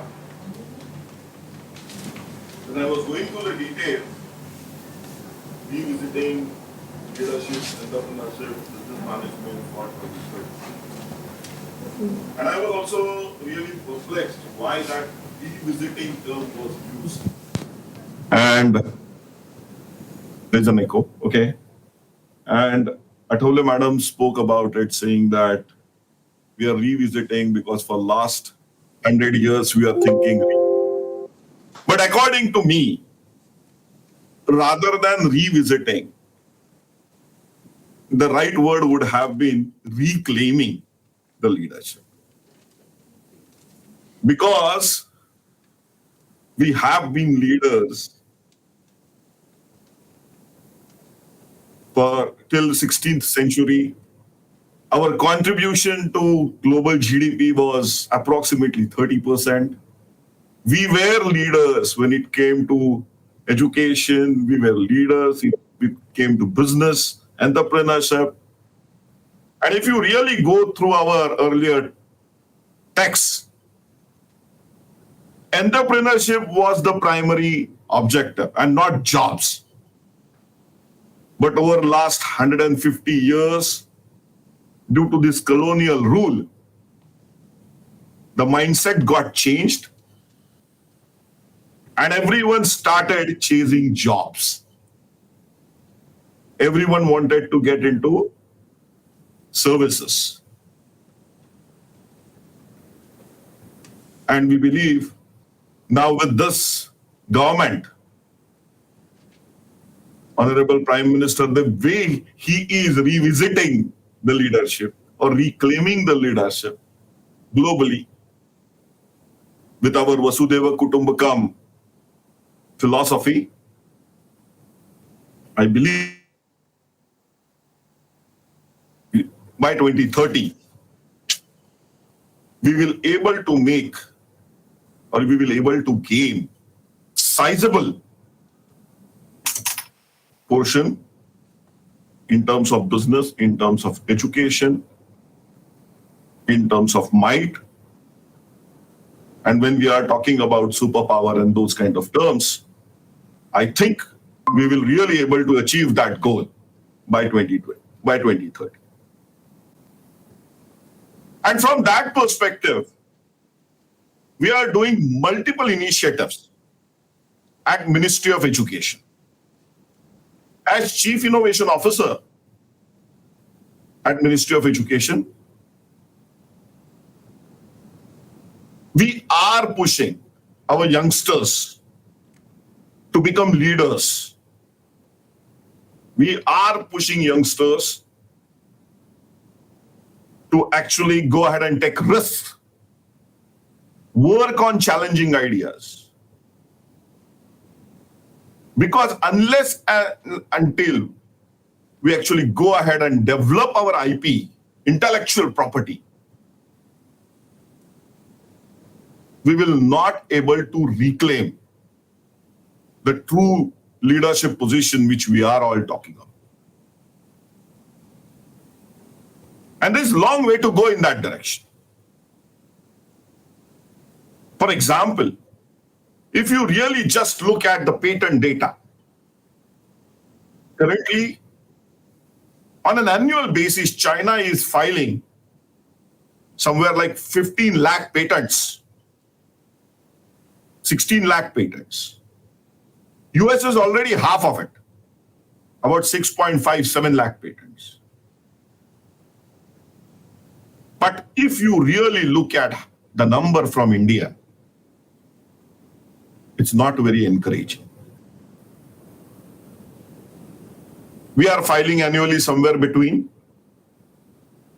50,000 to 55,000. And 50% of that is by non-resident Indians. We have 50,000 educational institutions in this country, higher educational institutes I am talking about. But the intellectual property which is coming out of it is minuscule. In terms of patents, again, if you can see that number, that is somewhere around 3,000, 3,500 only. So if we really need to become Atmanirbhar, we really need to generate good ideas. And for me, when I'm talking about Atmanirbhar Bharat, we are not just talking about India, because we follow Vasudhaiva Kutumbakam policy. So we have to generate ideas for the world. And if we have to generate ideas for the world, we really need to ensure that our educational institutions emerge as global innovation hubs. They have to compete on international standards. We have to come up with designs, products, platforms, services which are world-class. Certainly, we are doing great work in that area. We have started doing great work in that area. For example, Jam Trinity, the Jandhan Mobile Aadhaar, is a kind of a platform which exists nowhere in the world. And when we have linked it with UPI, it is one of the best financial innovations which have happened in the world. So it's not that we are not capable. And I think Pitre Madam is there. She is from financial sector and she will speak about it more. But I believe that such kind of ideas we really need to move forward with. And our educational institutions have to create that culture. And undoubtedly in last 2 or 3 years, things have started changing. Before maybe 2 years, if you go to any educational institute and you ask them, can you define your success? Majority of them would have answered 100% placement. Or second, maybe 75% of our students have scored distinction. Means what? We were chasing jobs or we were chasing marks and grades. But we were not chasing ideas. And that needs to change. Certainly in last 2 years, as 2-3 years, we have seen that change happening, but we have to expedite it. And that actually reflects the way we are performing on Global Innovation Index. I don't know how many of you are aware, but in 2014, our rank on Global Innovation Index was 81. A country of 1.3 billion people. And their rank on Global Innovation Index, 81. Certainly, in last 8 years, due to multiple efforts, we have jumped substantially. And now we are 46. But whether this 46 number or whether this 46th rank really does justice to our real capabilities, the answer is no. You might have heard of countries, might not have heard of countries which are doing better than us. Malta, Moldova, Estonia, even Vietnam, Philippines is competing with us. China's rank is 12th. We are 46. So we have to go a long way. And for that, we have to promote culture of innovation really aggressively. And from that perspective, college management, college faculty has to play a very, very important role. Because if you honestly ask, and I'm going to make an inflammatory statement, some of you may agree with me, some of you may not agree with me, that who kills ideas? And according to me, the honest answer is maybe parents and elders at home and teachers or faculty members in colleges, schools and colleges. Because if anyone asks an intelligent question,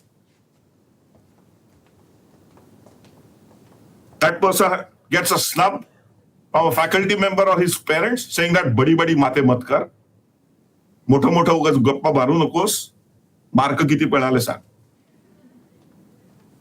And many of you must have experienced this. So we felt this needs to change.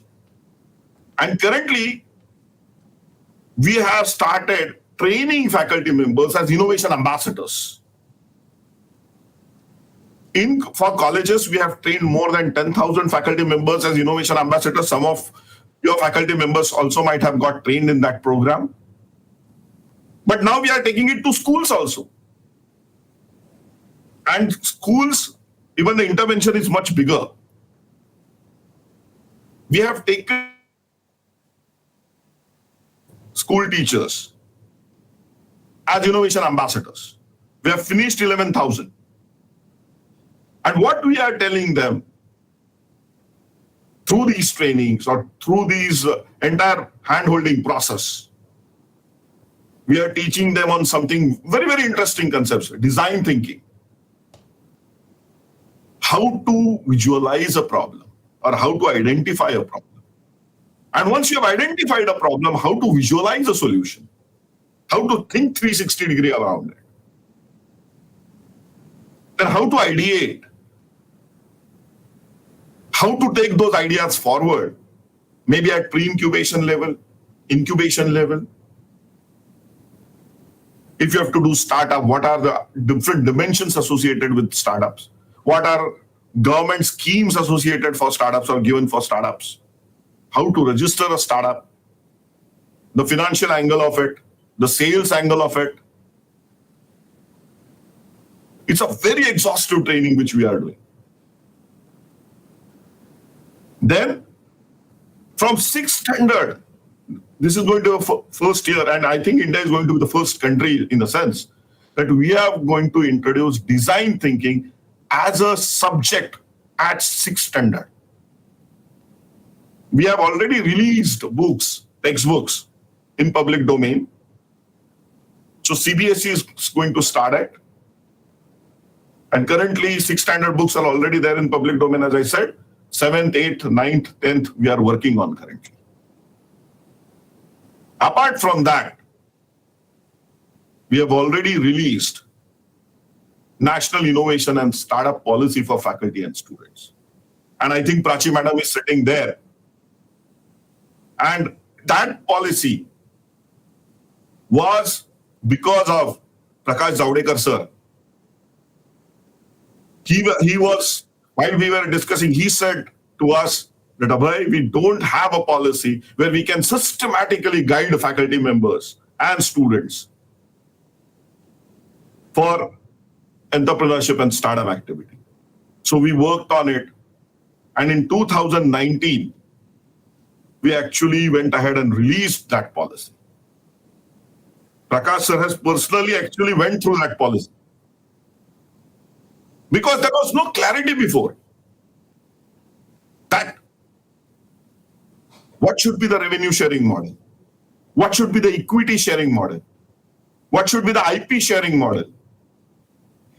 If a faculty wants to do a startup, how much time a faculty can give? What kind of positions a faculty can actually take while doing startup?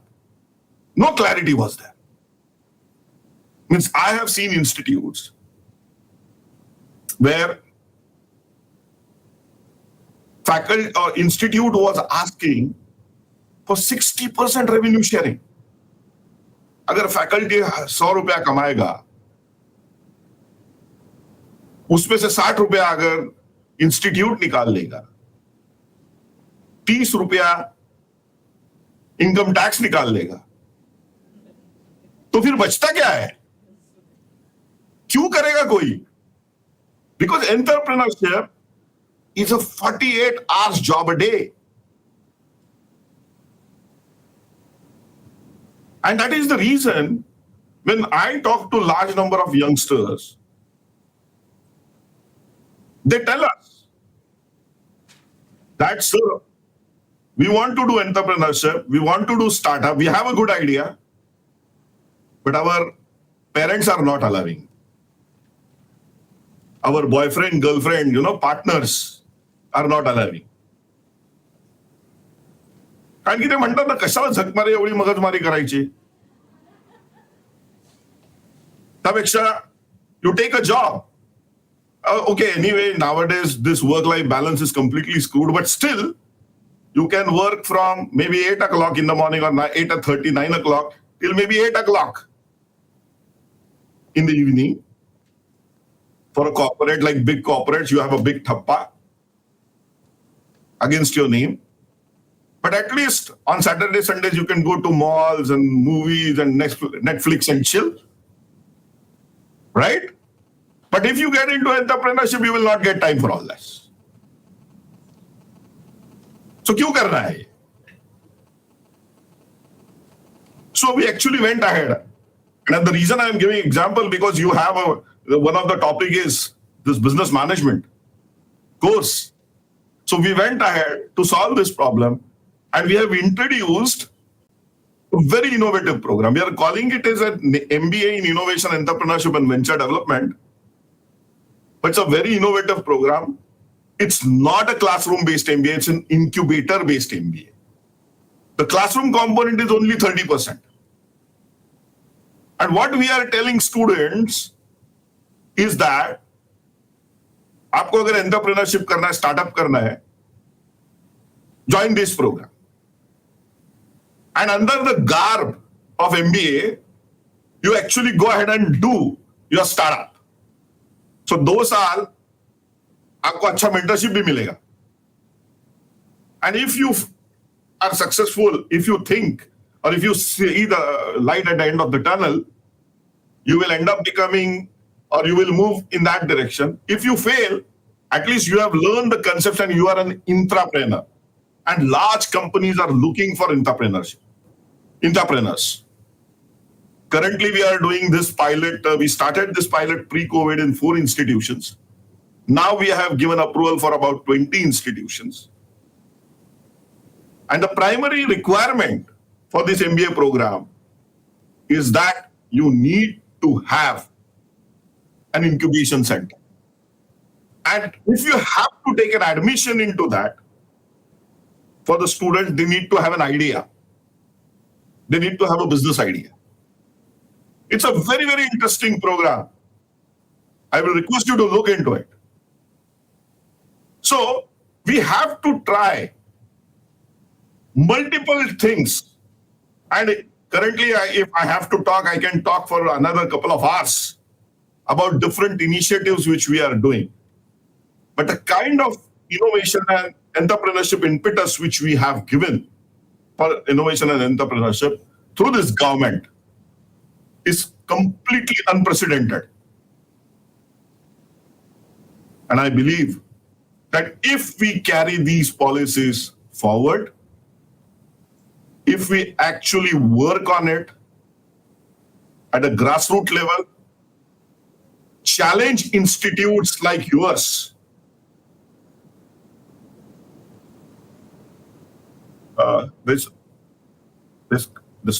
challenge institute like yours to come up with more and more women entrepreneurs. There's a lot of impetus given to women entrepreneurship within the government, and you should look at various DPIIT policies, Ministry of Commerce.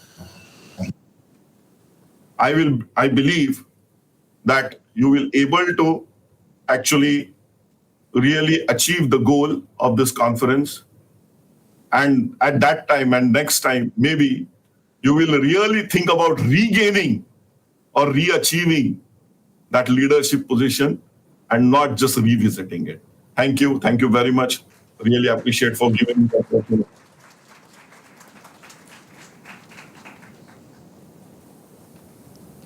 Thank you, sir, for your insights. Is said, sir, here? I would like to request said, sir, to come live and share his expert views.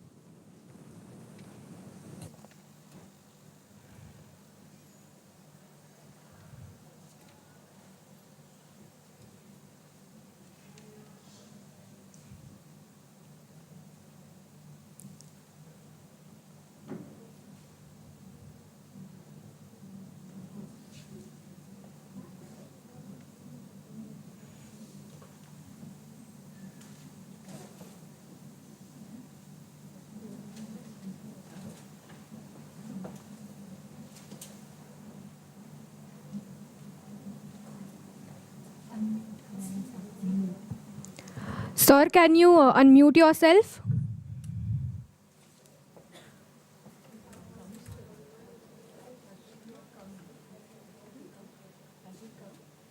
Yeah, he's here. He's online.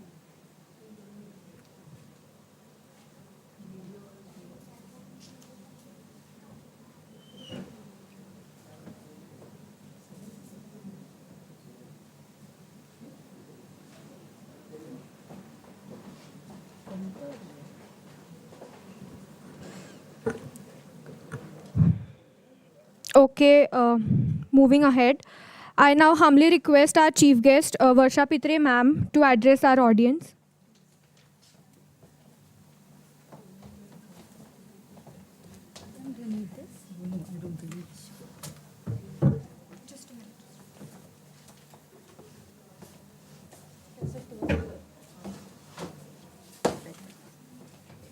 Hello, everyone. Can you hear me? Hello? Better? Yeah. So thank you so much for the kind introduction from the students.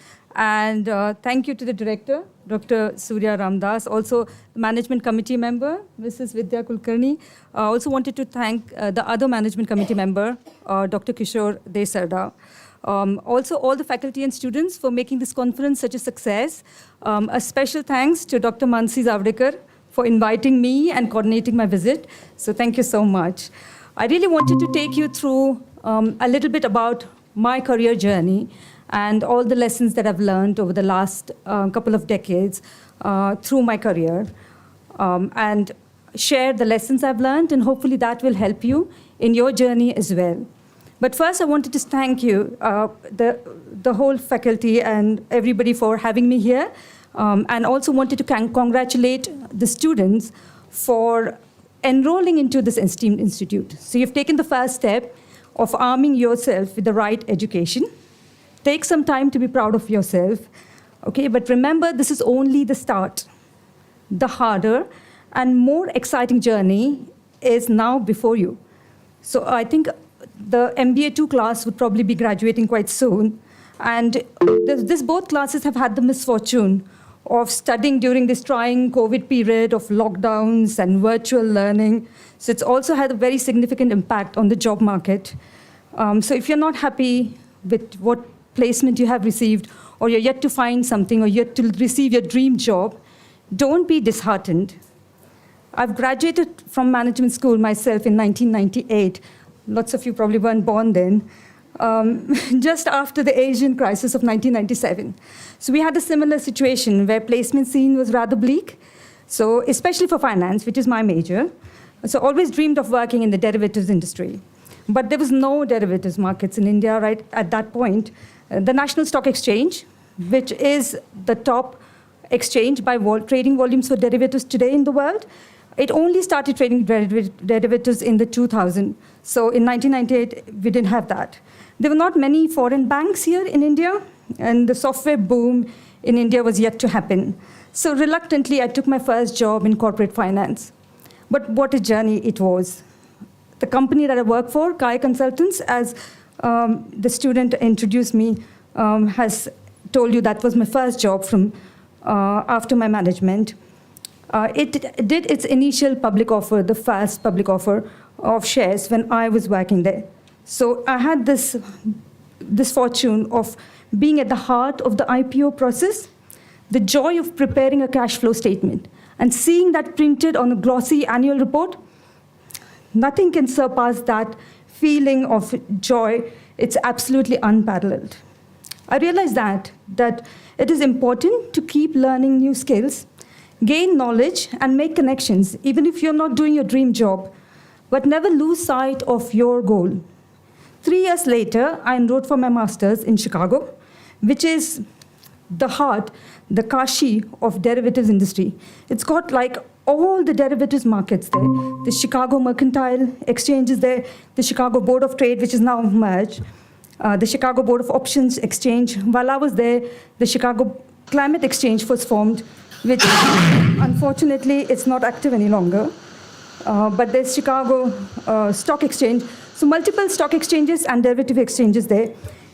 It was just exhilarating just walking through the loop when I was in downtown Chicago. So first, when I just landed there, I walked through all these historic buildings. And just the experience of being a part of that history was amazing. At that time, I don't know if anybody's heard of day trading, but it was really very, very popular at that time in Chicago, where traders would just rent desks at any trading firm, trade, so buy low, try to sell high, make a few ticks on every trade, and then at the end of the day, you don't have any position, but either make a profit or a loss. This is really popular at that time, and we had a lot of people doing that. So some of my classmates were day traders, and through them, I talked to some senior traders at some trading firms, and I just really wanted to work in that industry, and I was just amazed and surprised when I had a short discussion with the traders, and they wanted me to start right away writing black box trading applications. I was shocked. I did not expect that with no prior experience. This has been my experience throughout my career in America.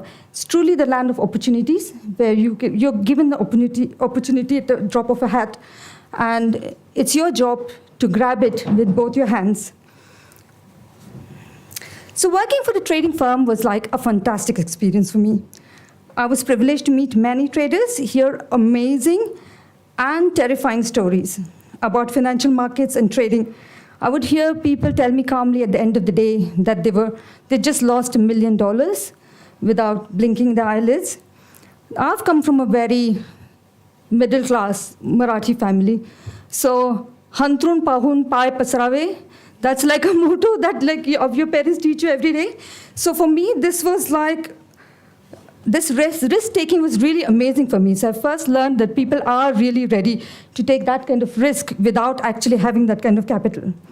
But the main lesson I learned from my experiences there was don't be afraid to ask for what you want. So if it's a job, if it's to lead a project, if it's a promotion, a pay rise, you will never get anything without asking for it. And when you ask for it, grab the opportunity with both hands and make the most of it. It was only in 2007 that I finally started working in the banking sector as such, with Lehman Brothers in New York City. Little did I know that I had a front row seat to one of the biggest financial scandals of our lifetime. I had only worked there for about a year when overnight Lehman Brothers went bankrupt and we were all jobless. 15 September 2008. We cannot forget that date. That day we went to work as usual. It was a Monday. And the whole atmosphere at work was amazing. It was like a street party.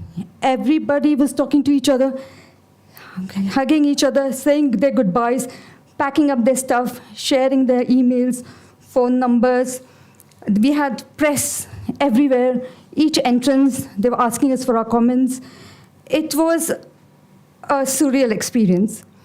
But before this implication of what was happening in our career even sunk in, I got 2 important phone calls that day at work.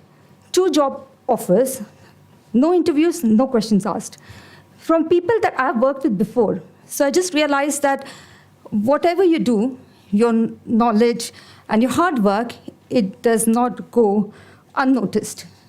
So at that day, I realized that I can land on my feet, no matter what. So that recognition will always be there. But I didn't, in the end up taking any of the job offers because Barclays Capital, which is the investment banking arm of Barclays, it bought Lehman assets and all the buildings eventually. So we all became part of Barclays Capital at the end of this journey. And we were all thrown into this entirely different work culture overnight because there's a vast difference between American working style and European working style. I just began to understand that at that time. And this whole journey was amazing. It was like joining a new job, but with all your colleagues together with you.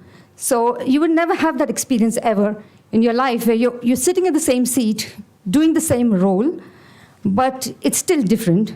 You have to put up with a whole different organizational culture. But Barclays was a very new chapter for me. I was working for a British organization for the first time. I started to appreciate that difference that I just spoke about between the different working style. But it was also a very enriching experience. I got to roll out a lot of Lehman software. So Lehman trading software was really very unique. So very good trading software they had. And we rolled that out to Barclays Capital. So I had this experience of rolling this out in Asia Pacific and then in London, which took me to London in 2009. And I've worked there ever since in different organizations. So I was at Barclays, of course, at the beginning. But then I worked for Nomura, which also took over the Lehman assets in London. So Japanese banks, again, a very different work culture. Then I worked for a German bank, Deutsche Bank, for some time. And then I'm in Bank of America currently. So different work cultures and slightly different roles in product management, so which is on the business side, and in technology. So it's all been a very enriching experience for me. So my career has spanned like 2 decades and 3 continents. So worked here as well as in the US and UK. And it's got its fair share of ups and downs. More ups than downs, I'm glad to say. But before I say goodbye to you all, I want to leave you with 2 pieces of advice. Work hard and strive to achieve all your dreams. But while doing so, don't lose touch with your true friends and family. They are your support system. your stress busters, the people you can go to brag about your achievements, share your wins, but also cry about your losses and setbacks. So it's really, really important to have that support system in your life. And always find time for your hobbies, for connecting with yourself. It is easy to stop playing badminton, practicing yoga, stop singing, stop painting, because in all this humdrum, pressure, excitement of corporate life, as years pass, you'll have other pressures of family life and partnership and children. So it's really easy to lose track of that. But it's really extremely important to have a fulfilling career, but more important to be happy. So remember, no matter where you decide to pursue your career, whether it's in India or abroad, wonderful opportunities await you. We just heard Dr. Jere. I was really, really impressed with all the changes that are happening in India itself. So you have loads of opportunities just waiting for you, and lots of things that the government is doing right now to equip students with, whether it's entrepreneurship that you're interested in or the job market you're interested in. I think you have lots of opportunities out there. You just need to go and grab them. So thank you very much for having me here, and all the best for your future. Thank you. Thank you so much, ma'am, for your insightful thoughts. Your story is indeed truly inspirational for us. So thank you so much. Can I have Seth sir online?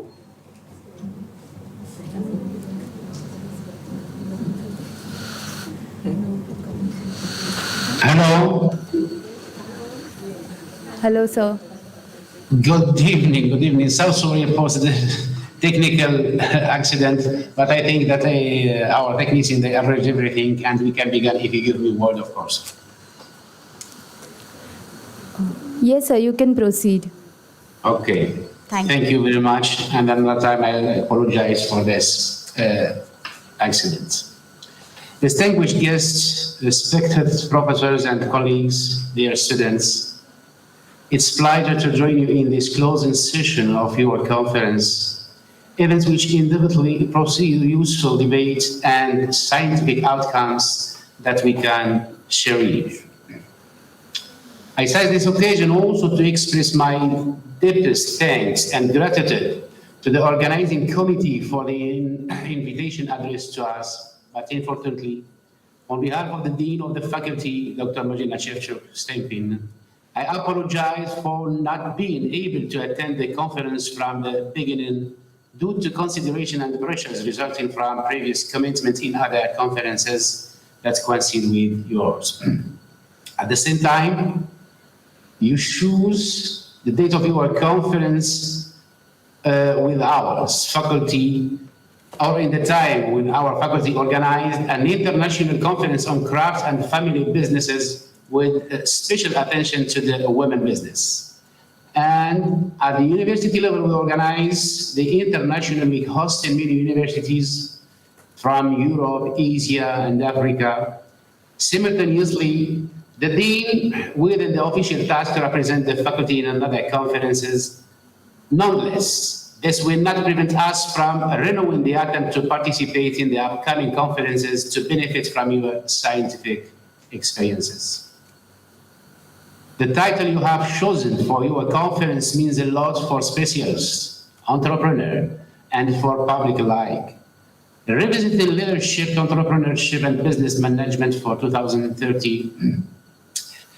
It is very obvious how researchers are excited by the rapid development that characterizes the current economy order.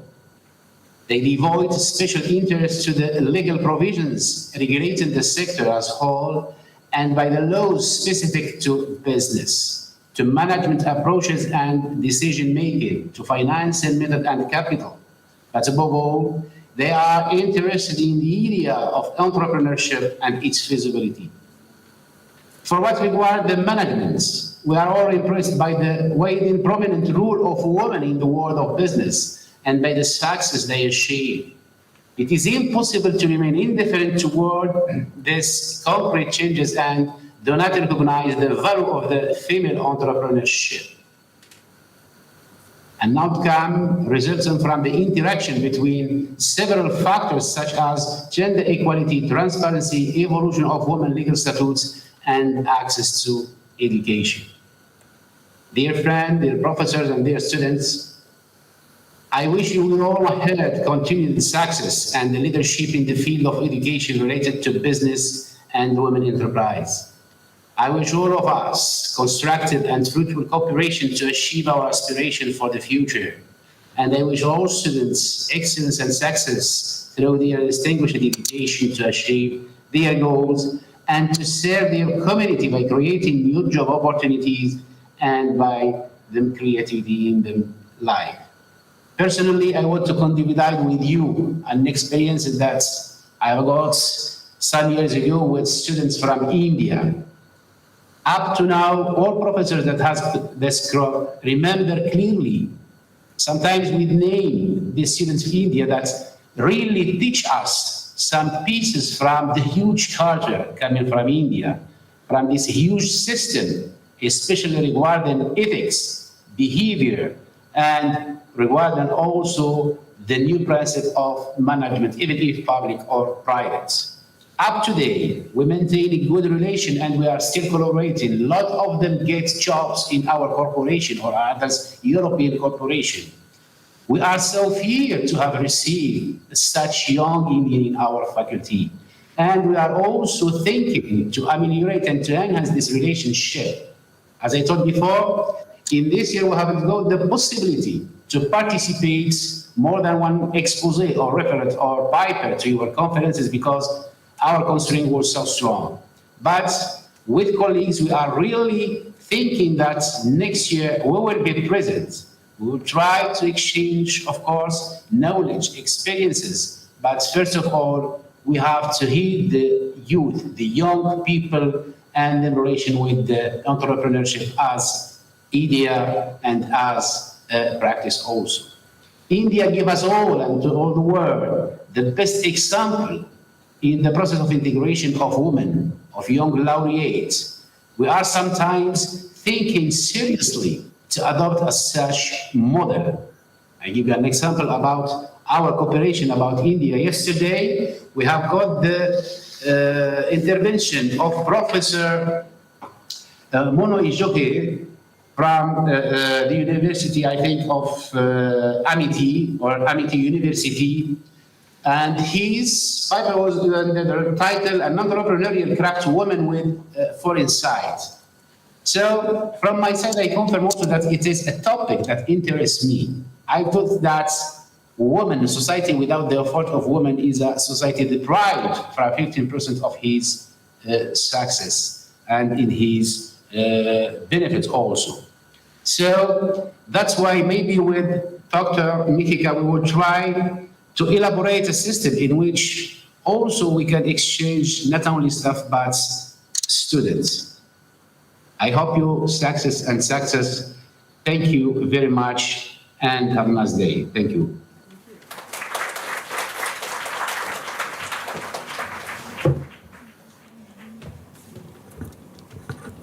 Thank you so much, sir.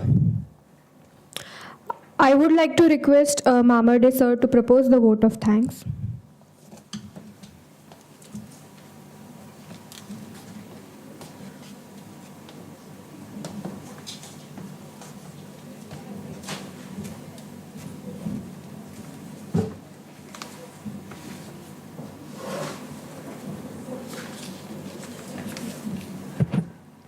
A very good afternoon to one and all.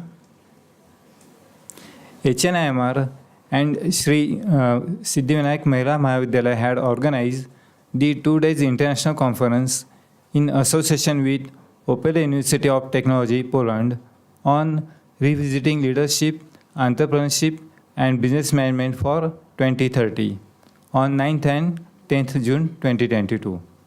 The conference started with the welcome speech by Dr. Surya Ramdas Madam, Director, HNIMR.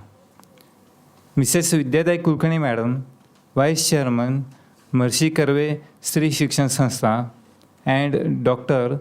PVS Shastri Sir, Secretary, Mercy Karve Sri Shikshan Sanstha, also welcome the participants. It was followed by the welcome speech by the guest of honor, Mr. Ketan Karkhani sir, EVP and GM, Sales Cloud, Sunnyvale, California. Sir suggested to take care of the people who are with us. It was followed by the speech of Chief Guest Shanta Veluri Gandhi Madam, Head HR, CSR and Internal Branding, Ratnakar Bank Limited. Madam explained the changing trends in leadership styles and how young MBA students should train themselves to meet these challenges. After that, Dr. Prashant Mamade sir, conference convener, HNMR, also welcomed the participants. Technical session 1 was delivered by Professor Dr. Judd Fortingwell and Mr. Kimura. Dr. Judd Fortingwell sir is working at MPH University of Applied Sciences and Arts, Germany. Sir extended his respect for human vulnerability, personal integrity, and healthcare.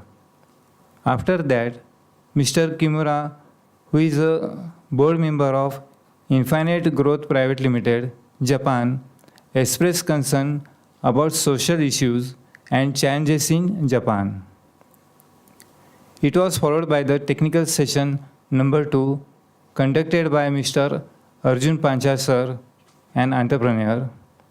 Sir shared his exciting entrepreneurship journey with the participants.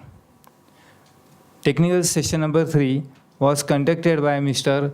Dheeraj Agarwal sir, Advocate Ashish Sonane sir, and Mr. Rajendra Bardare sir. Mr. Dheeraj Agarwal sir is a co-founder of We Synergize Pune. Sir highlighted the importance of spiritual leadership for business excellence. Advocate Ashish Sonai sir is an advocate, intellectual property right attorney, mediator, cyber technology, and privacy professional. Sir explained the journey of digital transformation. Mr. Rajendra Bardare sir is an entrepreneur from USA. Sir told about the qualities required for transform our life's journey from good to great. Day 2 began with the technical session number 1. Total 9 participants were selected for presentation, who presented their research papers. Dr. Megh Kulkarni Madam, Head, Research Center, HNMR. Dr. Ashok Pawar sir, Associate Professor, HNMR. Dr. Sonali Parchure Madam, Associate Professor, HNMR. And Dr. Jyoti Gaikwad Madam, Associate Professor from HNMR, were the judges for this research paper presentation session. It was followed by the technical session number 2.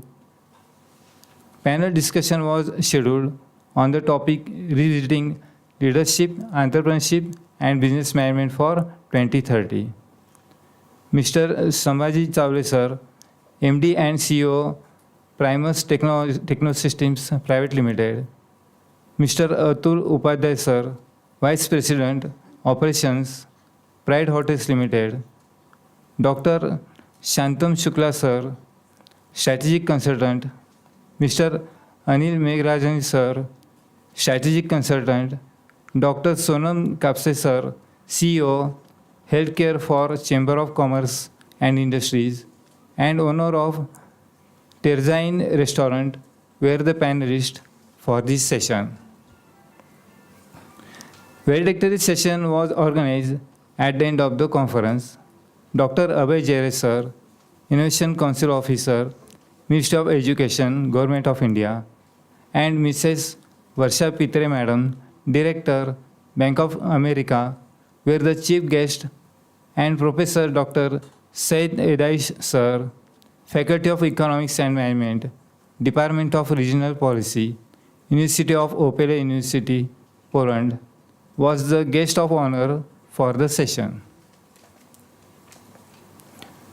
Dr. Abhay Jere sir suggested that we should take due initiatives to regain the leadership position of our country. Mrs. Varsha Pitre Madam shared the lessons from her career journey. Professor Dr. Said Edai sir stated that there is a need to focus on the promotion of the women entrepreneurship. Mrs. Vidyatai Kulkarni Madam, member LMC HNIMR, and Dr. Sangeeta Athwale Madam, Principal Shri Siddhivinayak Mahila Mahavidyalaya, were also present for the valedictory session. As we come to the end of 2 days International Conference 2022, on behalf of Maharishi Karve Sri Shikshan Sanstha, Srimati Hiraben Art Institute of Management and Research for Women, and Shri Siddhivinayak Mahila Mahavidyalaya, I would like to extend my vote of thanks to the dignitaries on the dais and speakers on the campus and online, the audience for making their kind presence. I would extend my gratitude to our parent body, Maharishi Karve Sri Shikshan Sanstha, for their constant guidance and support. I thank the participants, paper presenters, and our dear students for their active participation. I would also like to extend my gratitude to the managing committee members of our collaborative partners, Opel University of Technology, Poland, teaching and non-teaching staff members of HNMR and Shri Siddhivinayak Mahila Mahavidyalaya for their extended support. I would also like to thank the staff of our Sanstha's Suswad canteen for serving us the delicious food on both days. Let us thank our Bhaiyas and Maushis of the Sanstha for their help and support. And last but not the least, very, very special thanks to the team of our student volunteers for their enthusiastic support. I now request the comparers to take over. Thank you.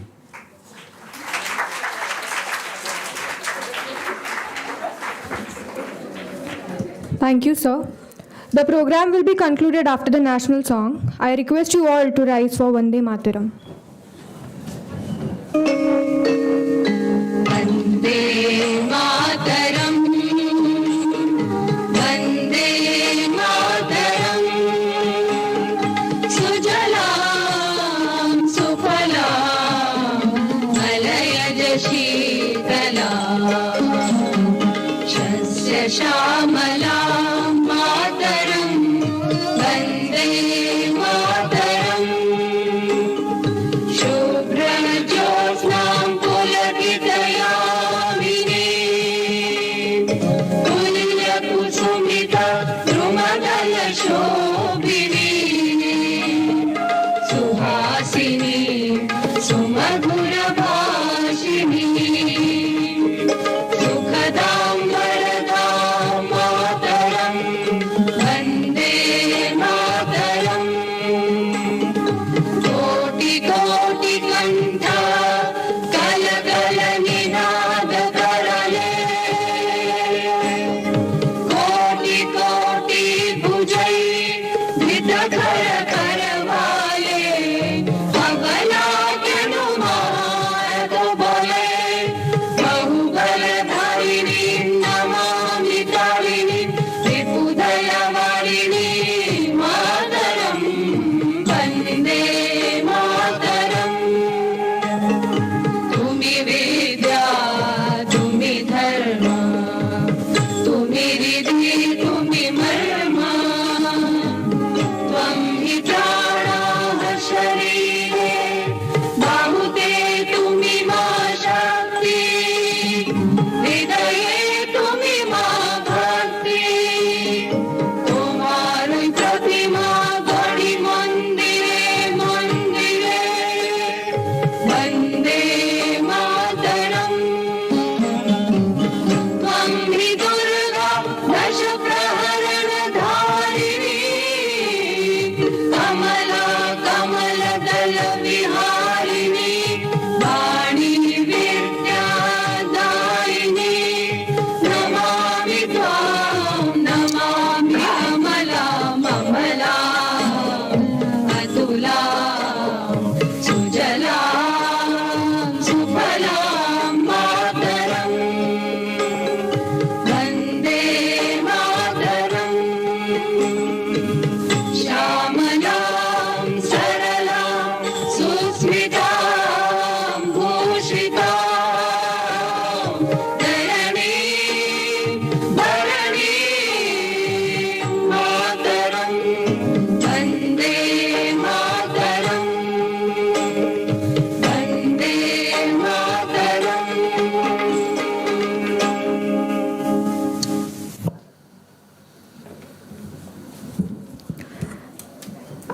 request all the faculty members and student volunteers to come on stage. We will take a group photo with the guests.